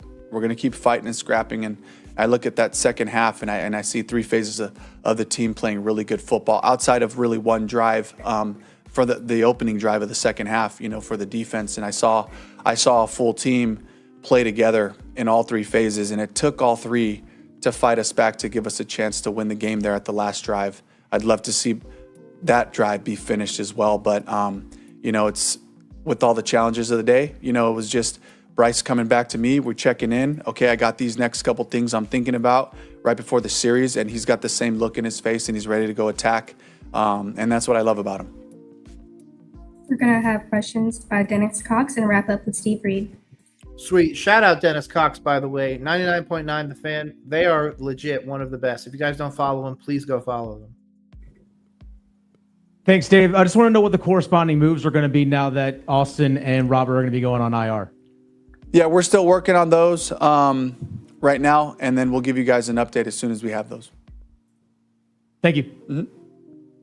Hey, Dave. I just want to be super clear on Austin. You said he has an MCL, and then you said you weren't sure if it's torn. Should we call it an MCL sprain? Or? So it's a grade 3 MCL sprain, and then the specifics of the treatment and all that. I just don't have the specific information to give you all right now. Sorry for. And are you expect? I know you said you're holding out maybe some hope that maybe Robert could come back, but what about Austin? Is he pretty much done for the season? Nope. I think both have a chance to get back at varying times. Yeah. Okay. Thank you. I appreciate you clarifying that. Yep. Okay. Shout out to them. Let's move over to our acquisitions now. Maema Young Meta. I hope that's how you say his name. Maema. And I'm going to say Young Meta. I don't know. Anyways, linebacker, formerly from the Bengals. He played in 13 games last year. He had 2 forced fumbles or 2 fumble recoveries. I think it was fumble recoveries. So he's somebody. Nick Samak, I don't know a whole lot, so let's look him up. Okay, center.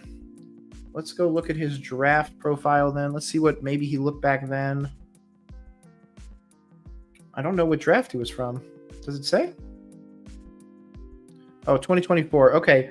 7'8", 5'9", average backup or special teamer. Okay. 6'4", 307. I'm happy with that. Pretty decent sized guy. 59 production. Oh, he loves those athletic guys. He loves those. Let's see. All two-time honorable All-10 Big Conference, played in 11 games, 10 starts, saw time but did not start season opener due to upper body injury. Missed final game of season due to injury. A little bit of a concern for me then. Let's look at his weaknesses. Strengths, everybody has them. I really need to see these weaknesses. Get this shit off my screen. Not very explosive at the point of first contact. Fails to generate movement on secure block before climbing up. 2 concerns already. Will have issues handling size of NFL odd front nose. Oh, another concern. Hold off balance when defenders feel him leaning in protection. Gets beaten into the pocket by length and edge power. Not loving that, if I'm going to be honest with you. You know what? Let's try and hear some positive. Let's just not go negative. We're done with the Dave Canales breakdown now. Let's see something. Enters into initial contact with body control and accuracy. But then down here, it says, whatever. Okay. Plays with above average hand placement and strong core. Gets chin tucked and hip rolled into seals and base blocks. Athleticism to race around the corner as a pulling lead blocker. Smooth and fluid working from block to block. Sees twists and snaps them off with sharp push. That's just a bunch of malarkey. Is he going to be able to play the position? A 3-year starter. Again, look at this. 3-year starter. There's guys that literally play 3-4 years at some of these schools and will not even get the chance to make a team. That's crazy. Especially at big schools. Where'd he come from? Michigan State. Mid-major school, I would say. I guess. Okay, whatever. Let's look at this. Mema Young Meta. Mema Young Meta. Let's go look at his draft profile. So obviously it's a linebacker. This is his second year. He's only 24. I do like that. Again, bottom of roster or practice squad. Ooh, even lower than the last guy. 6 foot, 229 senior out of Wisconsin. I do like Wisconsin. Good school. 6'3", 491 on the 40, so he is not very fast. How fast is Christian Roseboom? Is this dude faster than Christian Roseboom? Let's see. He probably didn't run it, did he? Projected time 4.7. Okay. He's slower than Christian Roseboom, quote unquote. 20-yard shuttle. Okay, let's get down here. Let's get all this off. Weaknesses: lacks lateral side quickness and average pursuit speed. Heavy-legged with below average balance as open field tackler. That's a problem because, we have a tackling issue in Carolina. Can be taken advantage of if matched up in man coverage. That's not great. Those are not great answers. Priority free agent, it looks like, for people, and he went undrafted. Okay. I don't know if I love that. So obviously we added those two. Originally undrafted, played 17 games for the Bengals last year. 6th-round pick out of Michigan, 3-time academic All-Big Ten. Didn't appear in any games last year and was waived in cuts on the 53. And then obviously we moved in with those injuries with Hunt and Lewis. I don't really know where I want to go from here. To be honest, let's go look at NFL free agents. We'll get Spotrac, and then let's see what we have available. Because to be honest, I really wanted Tuisivi Namora to make this team, but it doesn't look like that's going to be a possibility. Now I need a linebacker, and I need offensive linemen. Let's see, available. Nope. I need... Oh, it tells me. Okay, perfect.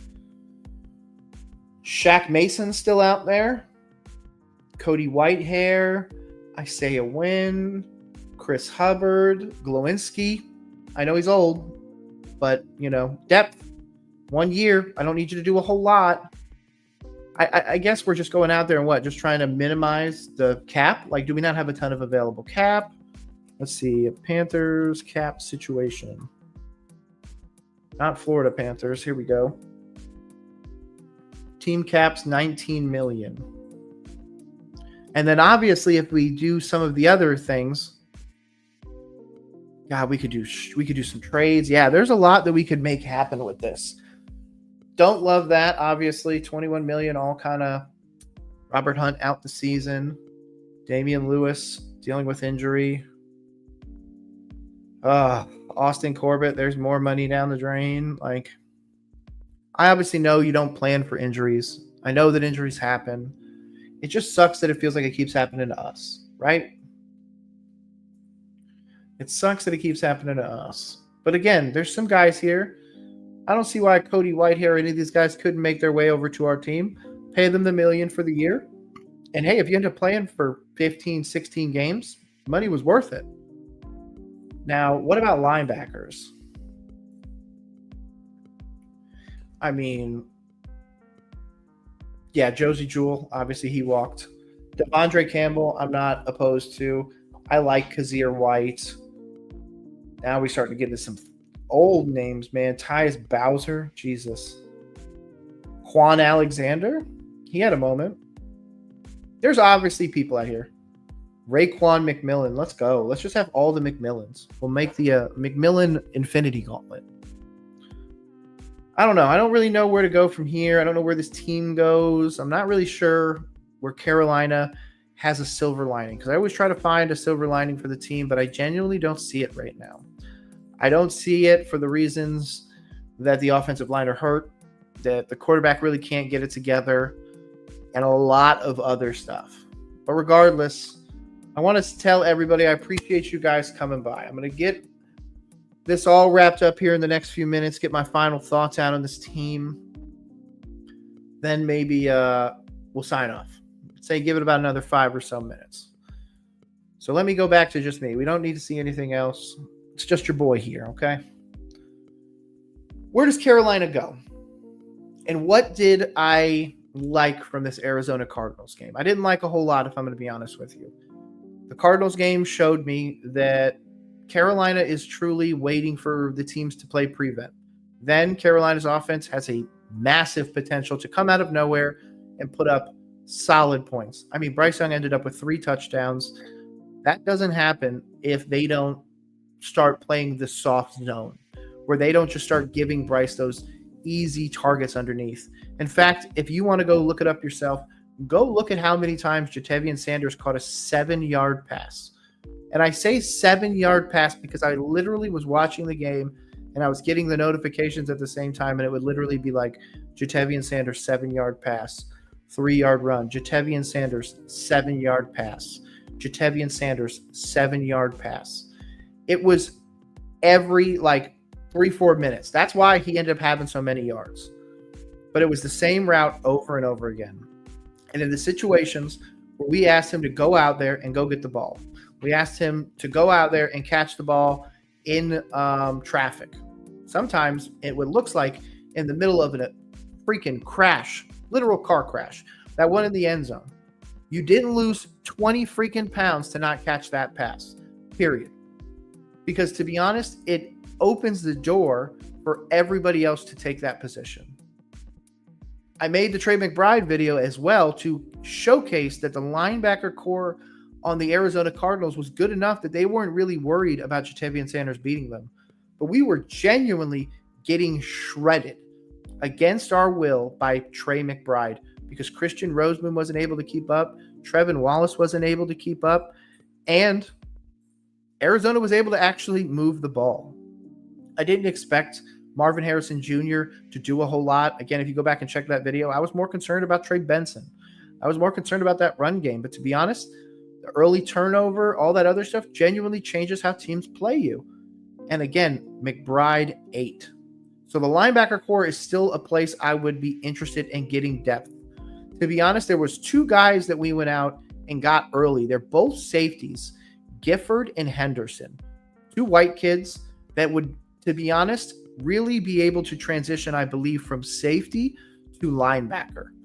If Dave Canales is out there, if anybody in the Carolina Panthers organization or anybody that has any sway on an NFL team, or shoot, you just want to ride down this crazy rabbit hole with me, I genuinely think that both of them could make the jump to linebacker.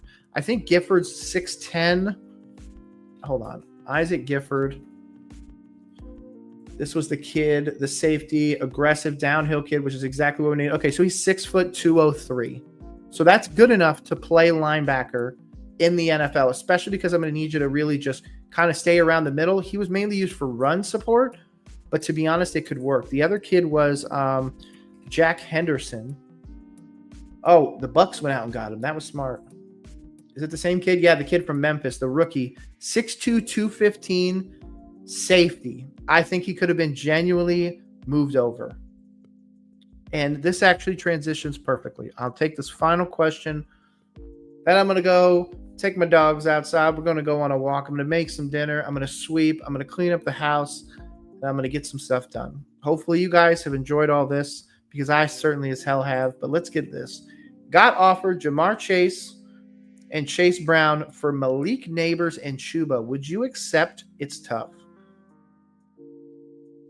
So in this trade, you are the Neighbors and Chuba because you got offered Jamar Chase and Chase Brown, if that's what you're saying. If that's the case, I just want to I want to walk down and we're going to have this conversation, okay?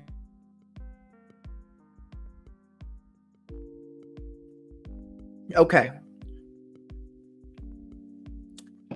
Jamar Chase and Chase Brown are on the same team. So you're going to have to deal with that. Joe Burrow might not return in 2025. If that's the case, you're going with Jake Browning as your quarterback. Does Jamar do well with that? Yes. Will Chase Brown? Probably not. The high upside right now is Malik Neighbors. Malik Neighbors, honestly, that last game, dude is going to probably eclipse 1,600 yards this year, 10 plus touchdowns. And if he doesn't have Russell Wilson, he's going to have Jackson Dart. So to be honest with you, if you are Neighbors and Chuba, I don't do it. I know that might be controversial. Any other year, I would say go get Jamar Chase. But the fact that Joe Burrow is going to be out for the majority of the season, if not the rest of the season, I'm sorry. I'm going Neighbors and Chuba. There is a controversial thing that, again, I'm not a big Chuba guy. I don't think he eclipses 1,000 yards, but he's going to apparently be a focal point of the run game for Carolina, obviously. But he also obviously caught the receiving touchdown. So there is some other upside there, whereas Chase Brown, I don't think has that. So for that reason, I would say do not make the trade. Stay with Malik Neighbors and Chuba Hubbard. Yeah, Neighbors was my 1.1 this year. Obviously, if I actually got it, you try to take a guy like Jamar Chase.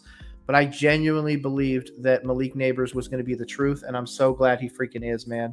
Yeah, of course, Jay Busy. Appreciate you coming out. And again, I appreciate everybody else coming out. Got 50-plus people in here. I've enjoyed every minute. Shout out Flame. Shout out everybody for coming by. I'm going to end the stream now. Like I said, I'm going to go take care of life stuff. It's been 4+ hours of absolute fun. Make sure you subscribe to the channel. Oh, what side? Right there. Roll Coverage Pod. I'm going to be putting out more content. Like I said, I cover not just the NFC South, my Carolina Panthers, but a lot of other teams as well. So if you ever want to talk, make sure you come by. I'm always interested to talk ball because I made Roll Coverage for one reason and one reason only, is to talk sports for sports' sake. So if you want to be involved in the conversation, make sure you come join me in the next one. I cannot wait to see you. Peace.